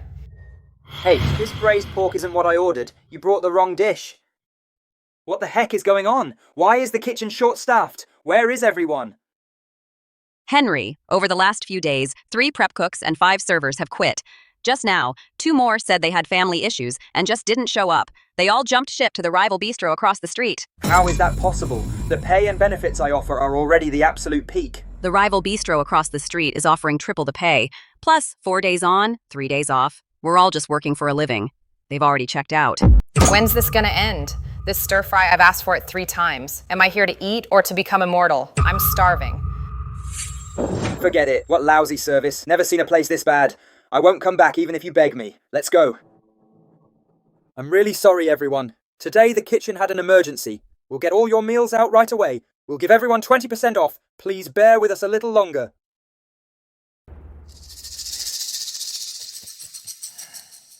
Hey, Mr. Henry, busy at work? I see the kitchen is about to catch fire. All those waiters took off, huh? Uncle Sam, don't make it worse. Can't you see I'm putting out fires? I'm here to help you put out the fire. Look, I can serve dishes and clear tables, but this isn't in my dishwashing contract. I'll need extra pay. Fine, extra pay. Just get moving now. Today I'll pay you triple. Deal, money talks. Watch me. Who let you in? Aren't you supposed to wash dishes and help out back? Brother, there aren't any waiters left out front now. Mr. Henry is so frantic he's about to jump off a building. Aren't I just filling in to help the family business? Where'd everybody go? Chef, it's true. This morning, several prep cooks and cutters didn't show up. They're not answering their phones. Heard they went across the street. Forget that for now. No matter how many are left, as long as the stove is lit, we have to get the food out. Can't let the customers outside leave hungry. It's a chef's duty. Brother, look how quick I am. How about I learn to cook from you too? More hands make lighter work. Shut up! Listen to me, you're only in charge of serving dishes. Be quick about it, no screw-ups, and don't get any funny ideas. If I catch you stealing anything, you're out immediately. How could I, brother? I promise I won't mess up. I'm on it.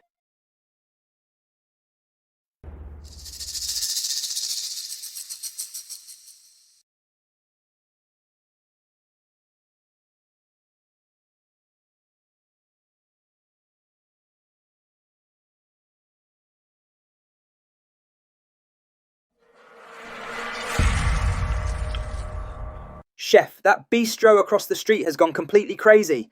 They not only took our head waiter, but even the senior prep cooks with 3 years' experience were poached with triple pay. At this rate, we won't even have enough staff to cook. They make their own choices. If they want to leave, there's no keeping them.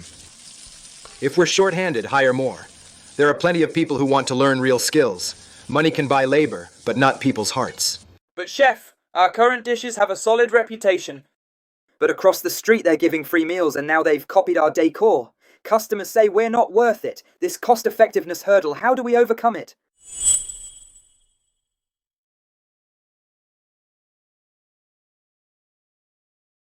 Who said I'm going to compete with them on cost-effectiveness? Taste it!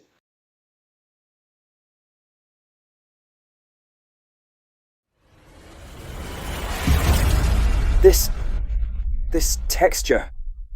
The deep aroma of tangerine peel has completely seeped into the beef, and this dish, clearly Southern-style cooking, yet it carries an incredibly refined, spicy fish flavor. Chef, your culinary skill is simply unmatched. These 3 dishes are fusion cuisine I developed, combining national banquet techniques with local flavors. Starting tomorrow, there are new signature dishes. Remember, money can buy people away, but the inspiration and soul of cooking, they can never steal that. I understand, Chef.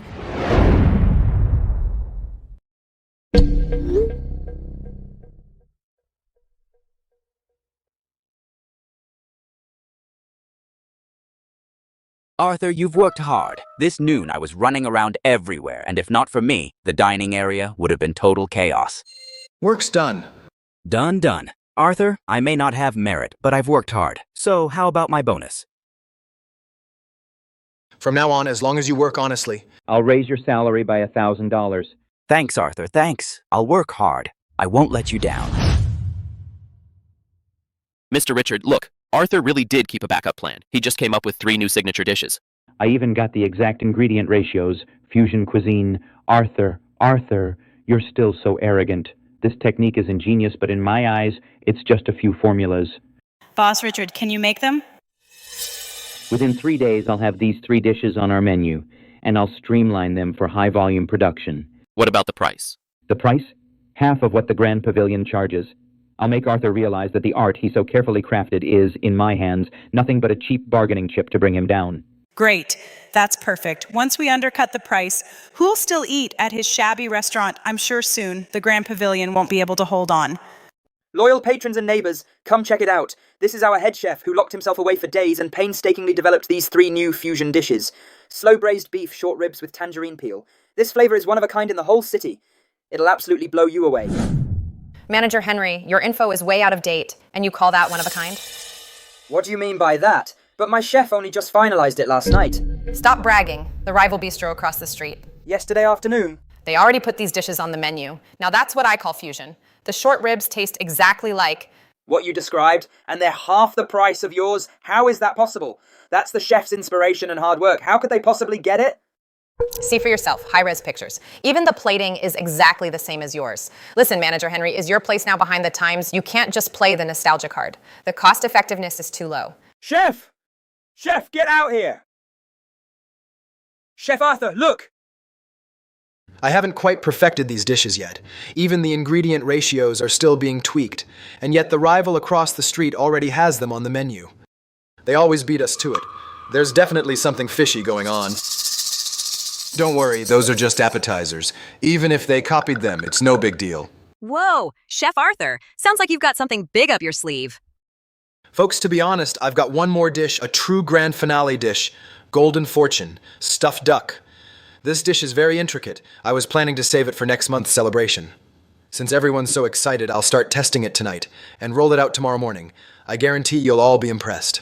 Great! Chef Arthur himself has spoken. Then tomorrow we'll definitely come to cheer you on. We'll definitely come tomorrow. Mr. Richard, look. This is the video tutorial Arthur put out. Even the heat control and the exact grams of salt are recorded in perfect detail. Stuffed duck. Since Arthur says he'll launch it tomorrow morning, I'll roll out ours tonight. We're definitely quicker. Get the kitchen to make it right away. We'll advertise it tonight so that Arthur comes out tomorrow morning and runs right into a wall.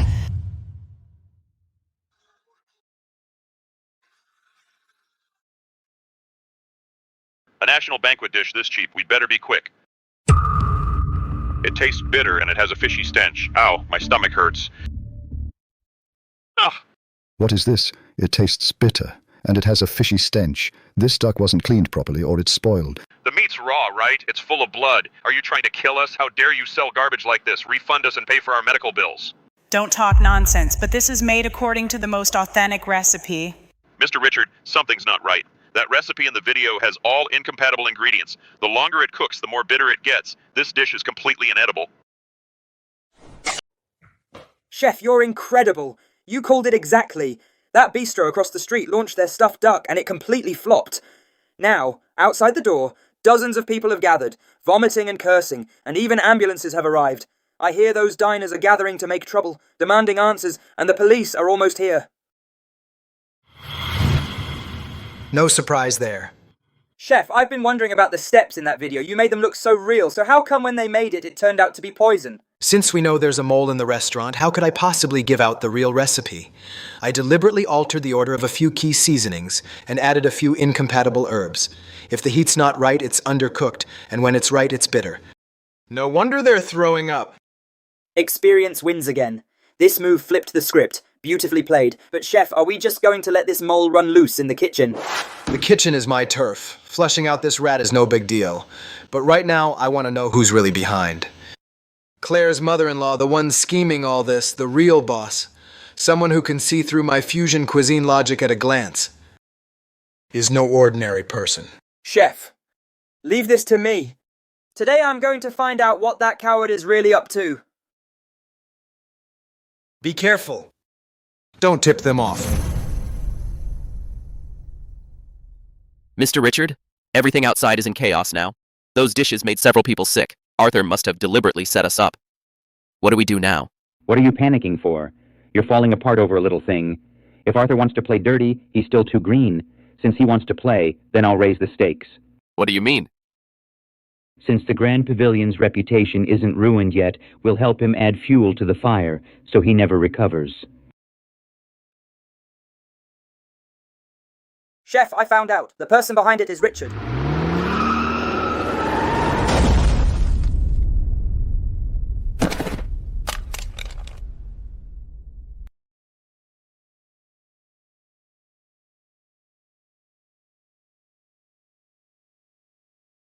That Henry kid, he's always on time. Why hasn't he reported back yet? Hey, Henry! Is this Arthur? This is the traffic police. Henry is in the alley behind the bistro. He's been in a serious car accident. The injured man is being treated at the city hospital. What do you mean, a car accident?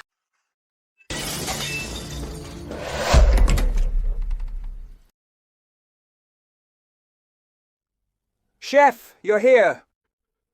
What happened? I wasn't paying attention and got hit by a car. Chef, don't be upset. I'm fine. I'm not going to die. And that task you gave me, I've completed it.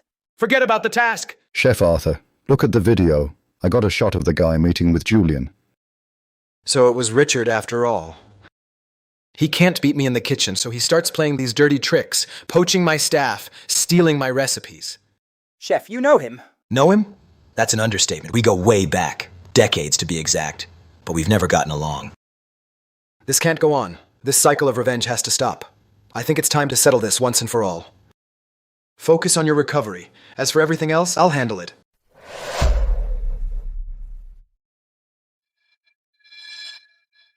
Did you see that the Grand Pavilion's front door has been closed for days? Not a soul in sight. I think this time Arthur is completely done for. He's in there hiding like a turtle. Mom, that goes without saying. With Mr. Richard himself in charge, cutting off Arthur's hands and robbing his livelihood, that dump of a restaurant is bound to close sooner or later. I figure it's a matter of 3 to 5 days. My dad alone definitely can't keep it afloat. Maybe in a few days he'll come crawling back to us. Humph. I was just worrying about how to add more fuel to this fire. Who would have thought that Henry Guy would get himself into an accident? Arthur is probably hugging his crippled apprentice and crying. Now that's satisfying.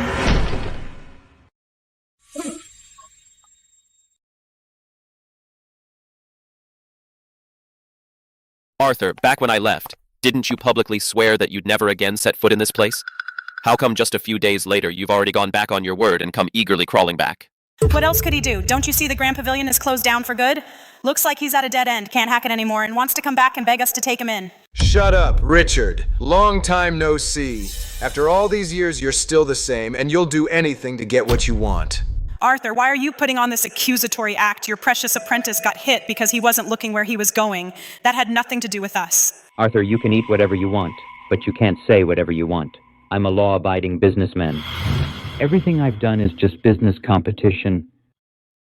At the end of the day, you're still... After me. The past grievances between us don't need to drag others in. Arthur, you can eat whatever you want, but watch what you say. I'm a law-abiding businessman. Everything I do is driven by pure business competition. After all, you're still coming after me.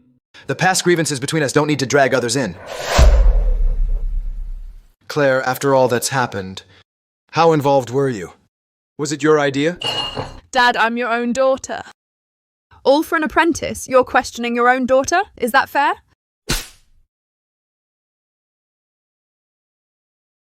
Claire, I really should teach you a lesson. You've really let me down. Dad, you slapped me. All my life, you've never hit me. Claire, you listen to me. This slap isn't from me as your father, but on behalf of your mother in heaven.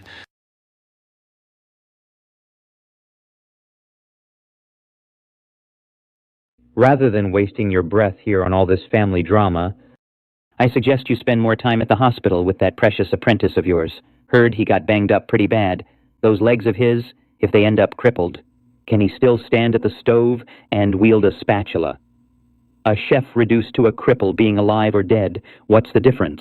Richard, after all these years, aside from these underhanded, shady tricks, you've made no progress at all. You can only kick a man when he's down to prop up that pitiful self-esteem. How pathetic. Me? Pathetic? Arthur, you think you're still the all-powerful god of cooking from back then? Now you're nothing but a man running a rundown joint, a stray dog waiting to die?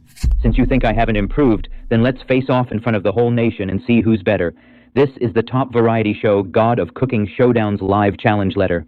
Fully open and transparent, nationally broadcast, live TV show. That's right, best 2 out of 3. Arthur, if you've got the guts, come on stage with me. We'll sign a life and death contract. The loser must get the hell out of the culinary world forever and never touch a spatula again for the rest of their life. You dare. Weren't you all high and mighty just now? Why are you silent now, scared? Either accept and lose on stage like a man, or get the hell out of here right now and forever hide in that shabby restaurant like a coward.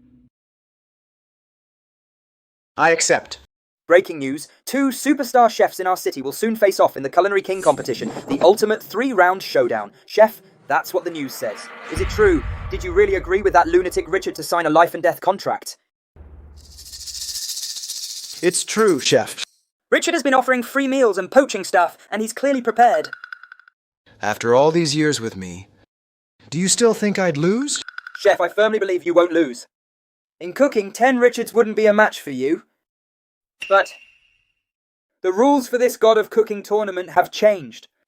It's not just a solo competition. The first round is apprentice versus apprentice. Richard's side will definitely send his top apprentice. They might even poach someone from the provincial capital at a high salary. But my legs chose this exact moment to break. I can't compete, I'm just holding you back. Don't overthink it. Focus on recovering. As for the apprentice match, just have Leo take your place. As long as I'm here. The sky over the Grand Pavilion will not fall. I've got everything covered.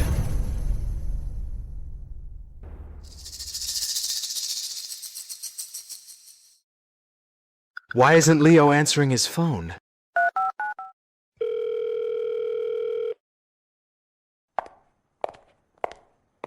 Ladies and gentlemen, in the first round of the God of Cooking tournament, the Master and Apprentice Legacy match is about to begin. Both apprentices, please take your positions now. 3-minute countdown.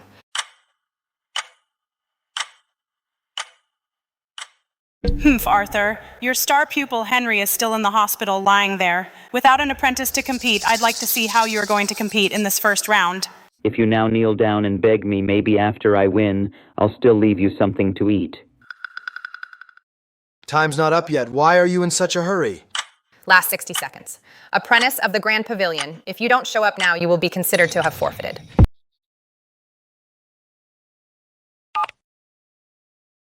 Chef Arthur, I'm sorry. There was a pileup on the highway. The whole road is blocked off. Even rescue vehicles can't get through. I can't get out at all. I understand. Stay safe. Even God isn't on your side, Arthur. Arthur, don't you always brag that great masters have great apprentices? But at this critical moment, you don't even have one person to lend you a hand. Chef, please don't give Chef Arthur a hard time. Without Henry, his other apprentices are all good for nothings. If Arthur has no apprentice to take the stage, he'll lose by default. Your God of Cooking title might just get stripped away and burned as firewood. Chef Arthur, only 50 seconds left. If your apprentice doesn't show up in time, then per the rules, round 1, the Master and Apprentice Legacy counts as forfeited. Your total score takes a 30-point hit. What the heck? We haven't even started and we're already losing. I heard Chef Arthur's top apprentice broke his leg. The other side's gonna take advantage of this. Oh, too bad.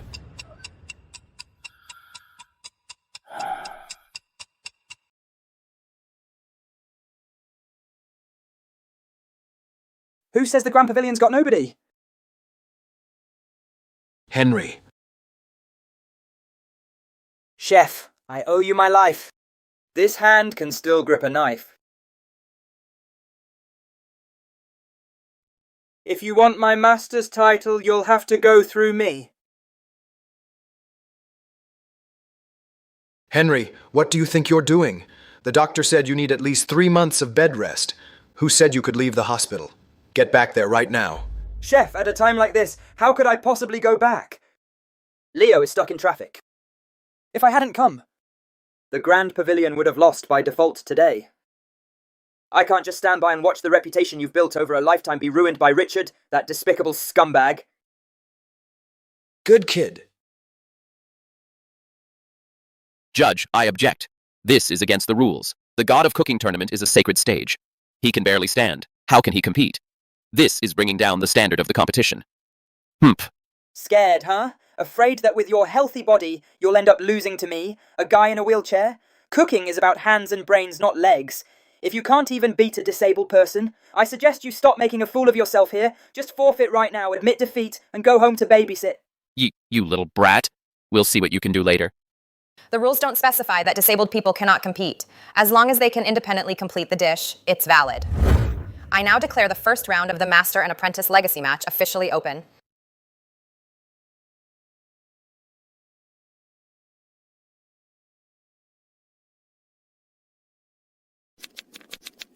One-handed walk tossing. The strength, the balance, simply brilliant. No wonder he's Arthur's apprentice.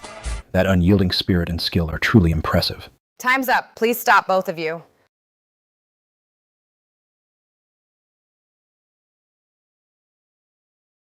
From the Grand Pavilion, I, Henry, invite the judges to taste. Incredible. Despite apprentice Henry fighting through injury, using only one hand and being at an extreme disadvantage, he relied on his superb knife skills and a long-lost walk-tossing technique to finally win by just 3 points. I declare the first round of the Master and Apprentice Legacy match goes to the Grand Pavilion.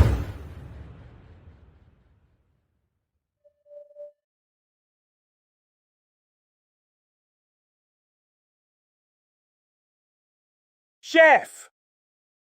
I didn't let you down. Well done, you make me proud. Handsome, I invested so much money in you, so you could use the best ingredients. And you still lost to a kid in a wheelchair. Mr. Richard, that kid's moves were too weird and I was caught off guard. We lost the first round. If we lose another one, my whole life is over. Arthur, you think your skill is enough to win? How naive. Hey, it's me. Things have changed. It's time to play that card. Let me be direct with you all. The second round is a blind tasting round. All the three of you need to do is lift a finger. Even if Arthur were to make dragon meat, he'd still lose. Mr. Richard, Arthur's reputation is just too big. If the gap is too obvious, the audience will see right through us. You're all capable people. As for the gap issue, I trust you'll take care of it yourselves. We're all in the same business. It's all about mutual benefit. And I'm sure this isn't your first time doing something like this. This is a threat. How is that a threat? This is resource integration. Once Arthur falls, this region's restaurant association will be yours to control. Deal. Arthur, let's see you get out of this one. Welcome to the God of Cooking tournament. This is the second round. In round 1, the Grand Pavilion took the lead. But this round, both sides will send out their number 2 apprentices to compete in basic skills. Will the Grand Pavilion keep the momentum, or will the new bistro stage a comeback? Let's wait and see. Chef Arthur, my heart is racing. Henry went all out like that. If I mess this up, I'll be the one who lets the Grand Pavilion down. Don't look at the camera. Don't think about winning or losing. Just treat this as our restaurant's kitchen. Just take it easy. Remember, your knife is your heart. Yes, chef.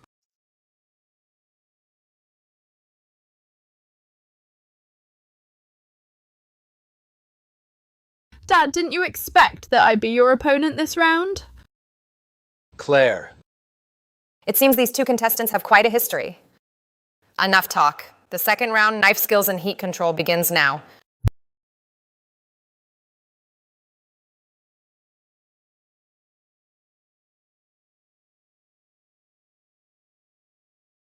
Richard. The result of this round is already clear.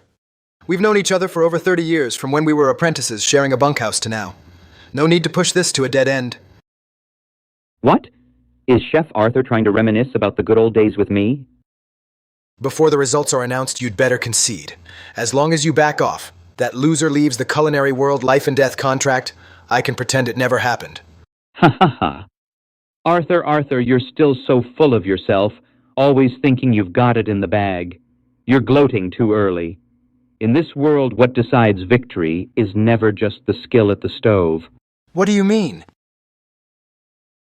Ladies and gentlemen, after the 5 judges' rigorous evaluation for the second round, the Battle of Fundamentals, the scores are in.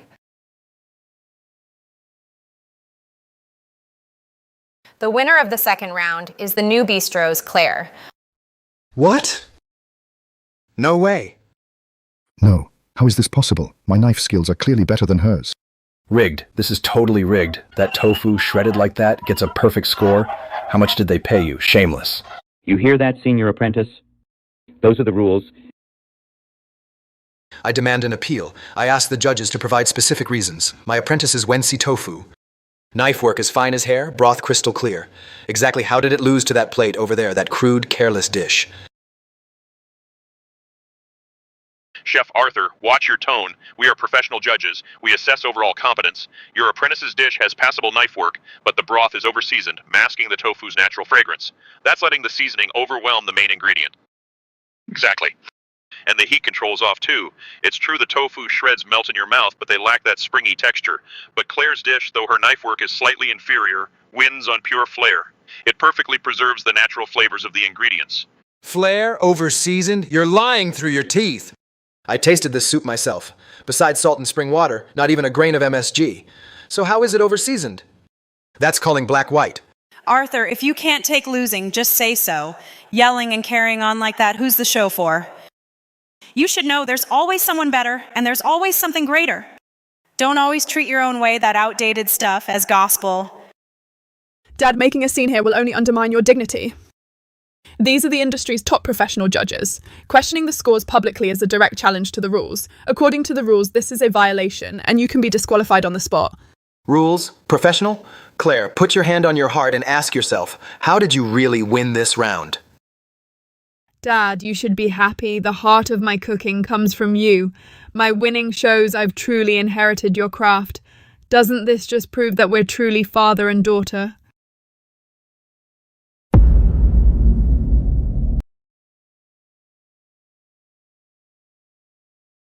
The judge's verdict is final. No changes. Claire. You think you won? It's just a match. You sided with outsiders and shoved your own father to the opposite side. Let the whole world laugh at our family. Chef Arthur, pulling rank when you can't argue, can't compete, then you play the family card. You see yourself about to lose everything, so you're begging your daughter to go easy on you. Richard, you despicable scumbag! Sit down. Judges, there are many roads in this world. Some are narrow, but some money is too hot to handle. Dirty money? Chef? Are you saying... Maybe Richard bribed the judges? No wonder. No wonder our dishes were clearly better, yet they were lying through their teeth. Richard actually rigged the God of Cooking tournament. Eat whatever you want, but watch your words. That's a baseless accusation. I can sue you for defamation. Evidence. In this business, the dishes are the best evidence. Richard, next round, I'll show you that against true strength, your dirty tricks are garbage. Chef. The way those three judges acted today, you saw it too. Richard has closed off every path. If tomorrow's judges are all bought off, then what do we do? Tomorrow is a bet we can't win. Chef, even if the Grand Pavilion goes under, we can just move somewhere else and start over. But that life and death contract, I can't let you get hurt for nothing. This is all my fault. If I hadn't been careless and ended up with a broken leg, you wouldn't have had to accept this challenge, let alone put these hands that have spent a lifetime in the kitchen on the line. I caused this, Chef.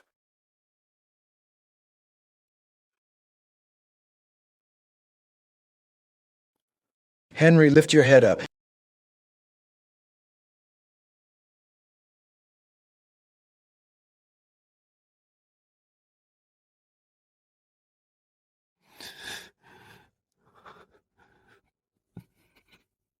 Since there's no way around it, we'll face it head on and take whatever comes.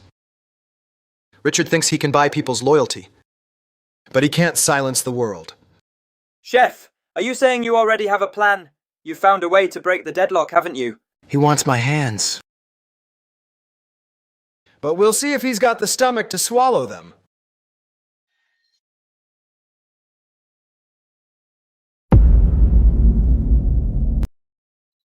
Uncle Sam, the money in here is enough for the rest of your life to spend overseas. As long as you do as I say, this card is yours now. Wait, this is my own brother. If he finds out, he'll break my legs for sure. Your own brother? When you owed millions of dollars in loan shark debt, your own brother, besides making you wash dishes, what else has he ever given you? Uncle Sam, this is your last chance to turn things around. Don't push your luck. No, I'll do it. Fine, I'll do it, okay? Julian, I'll make sure it's foolproof.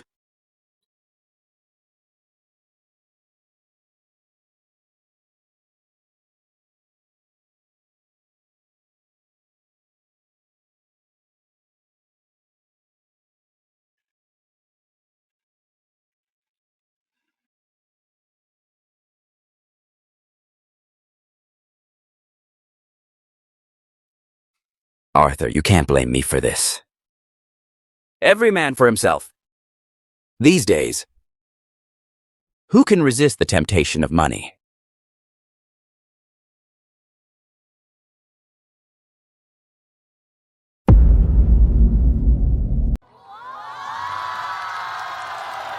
The moment everyone's been waiting for has finally arrived.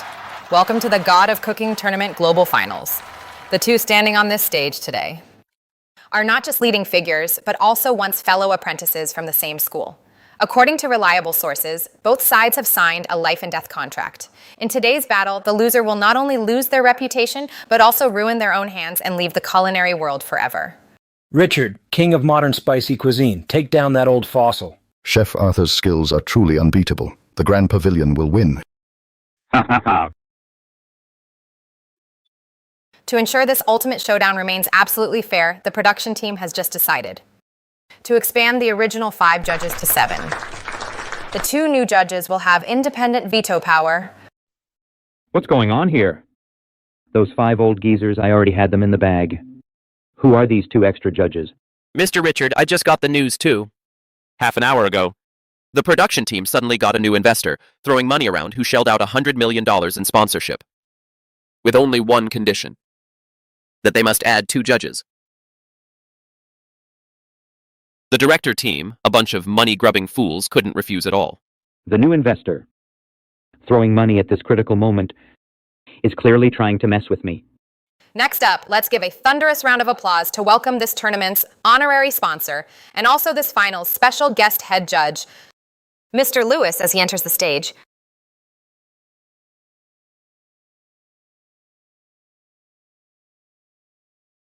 It's actually him.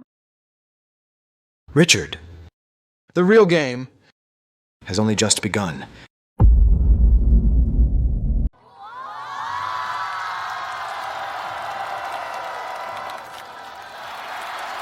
Am I seeing this right? That's Mr. Lewis, the richest man in town.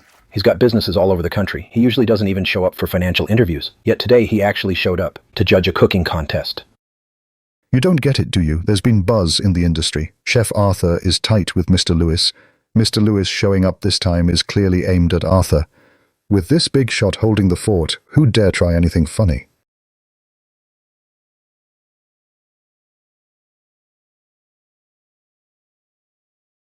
Mr. Richard, it's not just that there are more judges, the ones we had bribed. Those very judges were just removed by the production crew for rule violations. The current judges are all brought in by Mr. Lewis, professional auditors, and food critics.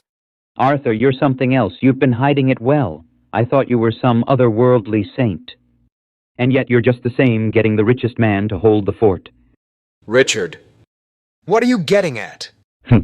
Cut the act. You keep calling me despicable, but you yourself are a petty man who only pulls strings and manipulates capital.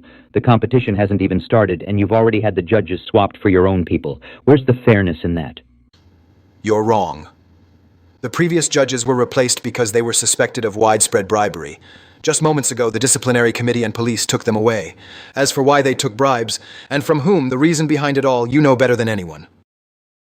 I invited Mr. Lewis here, not to favor me, but to ensure this competition is fought fair and square. I, Arthur, have a clear conscience. Clear conscience? Some clear conscience. Arthur, you think swapping the judges will make everything smooth sailing? Cooking's all about skill, but if you don't even have decent ingredients, I don't see how you're going to beat me. Everyone at the God of Cooking Finals, there's only one rule. The chefs bring their own ingredients. Because a real top chef, from picking the ingredients to hauling and prepping them, has to do it all himself. It's the most basic respect for food. Everyone, take a look. I had this specially air-freighted in from South Africa. Imported premium dried abalone. This is deep-sea bluefin tuna, the most succulent belly meat. And this century-old wild ginseng. For this grand feast, I dropped $10 million just so you can taste the rarest flavors in the world. So what kind of top surprise has Chef Arthur got for us? Please reveal it.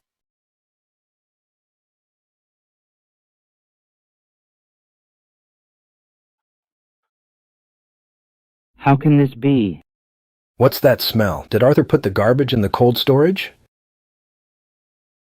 Arthur, today, Mr. Lewis and all these culinary masters, Important and influential people are all sitting right here, and you serve us these stinking, rotten things to blow us off, judges. Arthur is openly humiliating the competition and insulting your dignity. He thinks you don't deserve good food, that you're only fit for this pig slop. Is this how you treat them? Have you lost your conscience?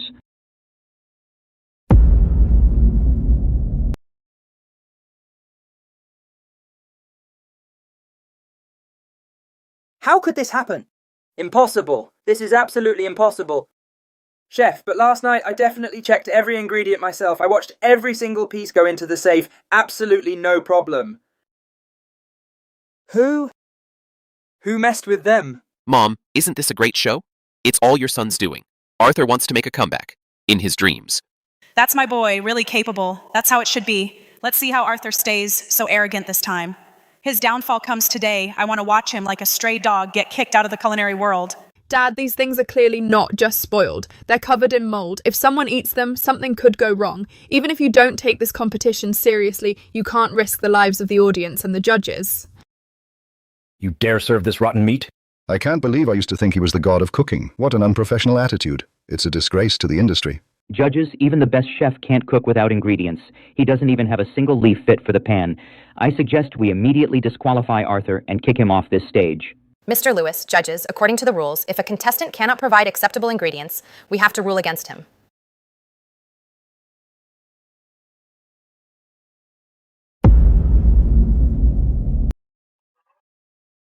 Who said I'd forfeit? Arthur. In that box of yours, there's nothing but stinking, rotten meat. What are you going to compete with? Are you betting your life on it? Richard, remember this. The essence of cooking is turning the rotten into the remarkable. A true master is never confined by his circumstances, and he definitely won't let a pile of rotten meat tie him down. Now's not the time for that. Still putting on that sentimental act? That box of yours is filthier than a dumpster. Let me see how you're going to get something for nothing today. Since the contestant insists, I now declare the God of Cooking Finals, the ultimate showdown, officially open. 3 hours on the clock. Chef, I'm calling the Grand Pavilion right now to have them send over the backup ingredients. Or I can send someone to the nearby market to grab the best ingredients. Just wait for me. No need.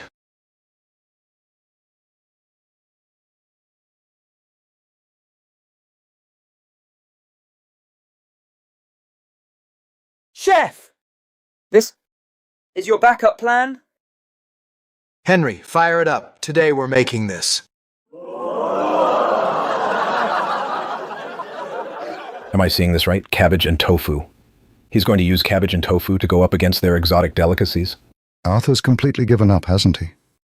How's this any different from suicide? He's bound to lose. Cabbage and tofu. Arthur, are you trying to make yourself a farewell dinner in advance? Ha ha ha ha ha.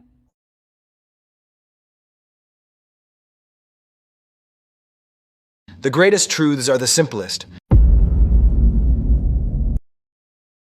Chef, can we really pull this off? They've got imported premium dried abalone and century-old wild ginseng, and all we've got is cabbage and tofu. Stay calm. Keep the flame low. Don't look at the crowd. Remember, what wins this thing is never the ingredients, but the technique and the heart you put into it.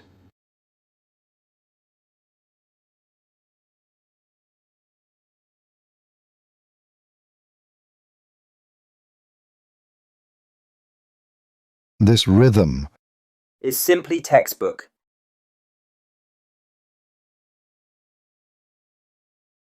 Honored judges, please have a taste. This dish brings together the essence of the deep sea and the mountains. Every single bite is money and time crystallized. exquisite. This abalone is perfectly cooked. The flavor goes deep. Outstanding. This depth of flavor only comes from stacking top-shelf ingredients layer by layer. Chef Richard, well done. Haha. Arthur, look at that. That's a real dish. What do you call that? Just boiled cabbage leaves in water. You can't even serve that. It's a total disgrace to chefs. Arthur, I suggest you give up now. Chop those hands off yourself and walk away with a little dignity. Stop being such an eyesore. Mr. Lewis, please.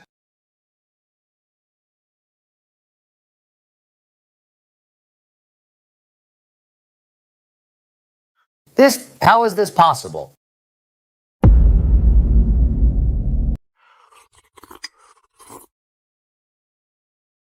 How is that possible?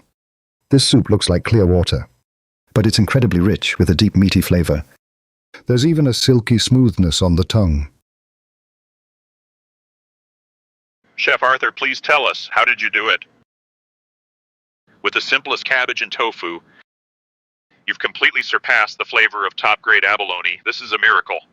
The so-called consommé cabbage, its essence is not the cabbage.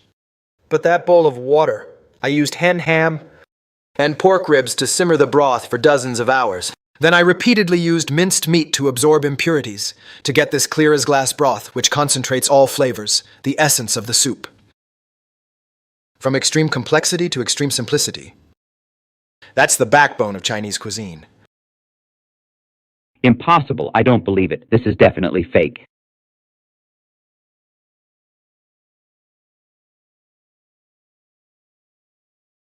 You added something. Arthur, you must have added some banned chemical flavor enhancer. Otherwise, how could this plain water have this kind of flavor? You cheated. Judges, he's cheating. Richard, that's enough.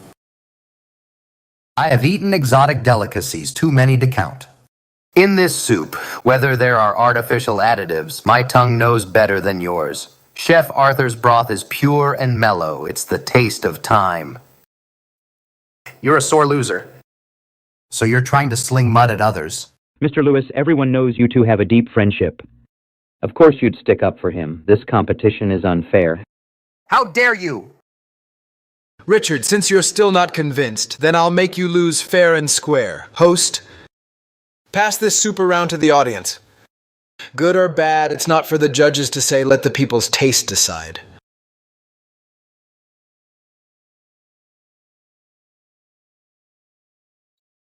Oh my God, in my life I've never had such delicious soup. I feel totally uplifted. Who said Chef Arthur gave up? This is the real god of cooking. Long live Chef Arthur. I declare, in this year's God of Cooking tournament, the final winner is the Grand Pavilion's Arthur. I lost. I can't believe I lost to a single cabbage. Richard, remember the bet we made before the competition? The loser has to ruin his own hands and give up cooking for good. Now that the winner is decided, are you going to do it yourself, or should I do it for you? Why did I use the best ingredients, pull every string I had, and still never beat you? Arthur, what do you have that I don't? Henry, forget it. I'm Arthur, just a chef with a cleaver, not some gangster. I don't need anyone's hands, and I won't push anyone to that dead end. You're sparing me? Arthur, you think if you let me go, I'll be grateful to you? Richard. You still don't get it. The reason you lost is that you threw away the heart of a chef. To win, you'd stop at nothing. A man who has nothing but scheming in his heart will never put soul into his food. From the moment you decided to play dirty and cheat, you were doomed to lose to me. You don't deserve to be a head chef anymore, let alone stand behind this stove. So what if I lost the cook-off? You've got no proof that I did any of that. Once I walk out that door, I've still got plenty of money to turn this around. I'll never be grateful for your fake mercy. He's been generous enough to let it slide. But I won't tolerate any nonsense.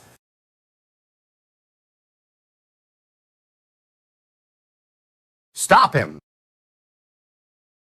Sam tried to run away. But my men caught him. He spilled everything, including how Julian made him sneak into the cold storage and ruin the ingredients, and how you two were in cahoots to rig the judges. You two are suspected of commercial fraud and intentional destruction of property. You'll have to come to the police station for questioning.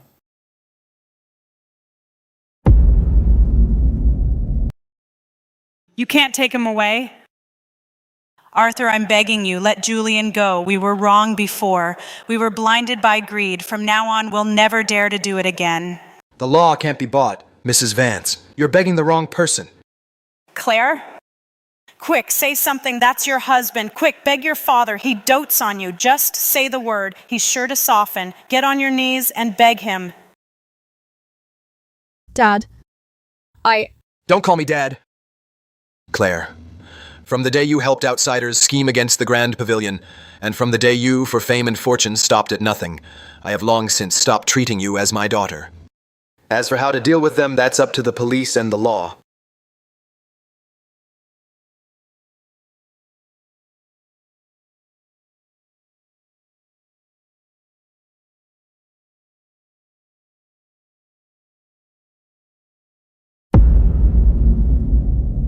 Dad, I was wrong. I'm begging you. Please forgive me. I really know I was wrong. Julian is in the police station. Mrs. Vance is hospitalized with a heart attack. The Vance family has completely collapsed. Is it because you've hit a dead end? That you remember you still have the old man you personally abandoned? No, that's not why. Dad, I watched the Vance family fall apart and it hit me that the things I used to chase, fame and fortune, were all fake. I just want your forgiveness. I want to go home. Go home? Claire. Look at this rain. The water that has fallen, can it be gathered back? We could have had the happiest, most harmonious family. I could have taught you to cook. We could have been a loving father and a dutiful daughter. Running the restaurant for a lifetime. Dad. What's destroyed can never be brought back. Go. Don't ever show your face again. This is the last time I hold the umbrella for you.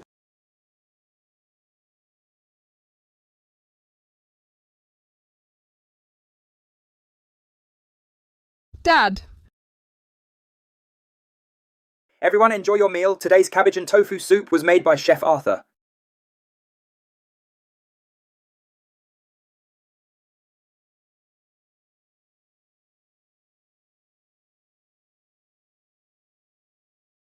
Everyone ready?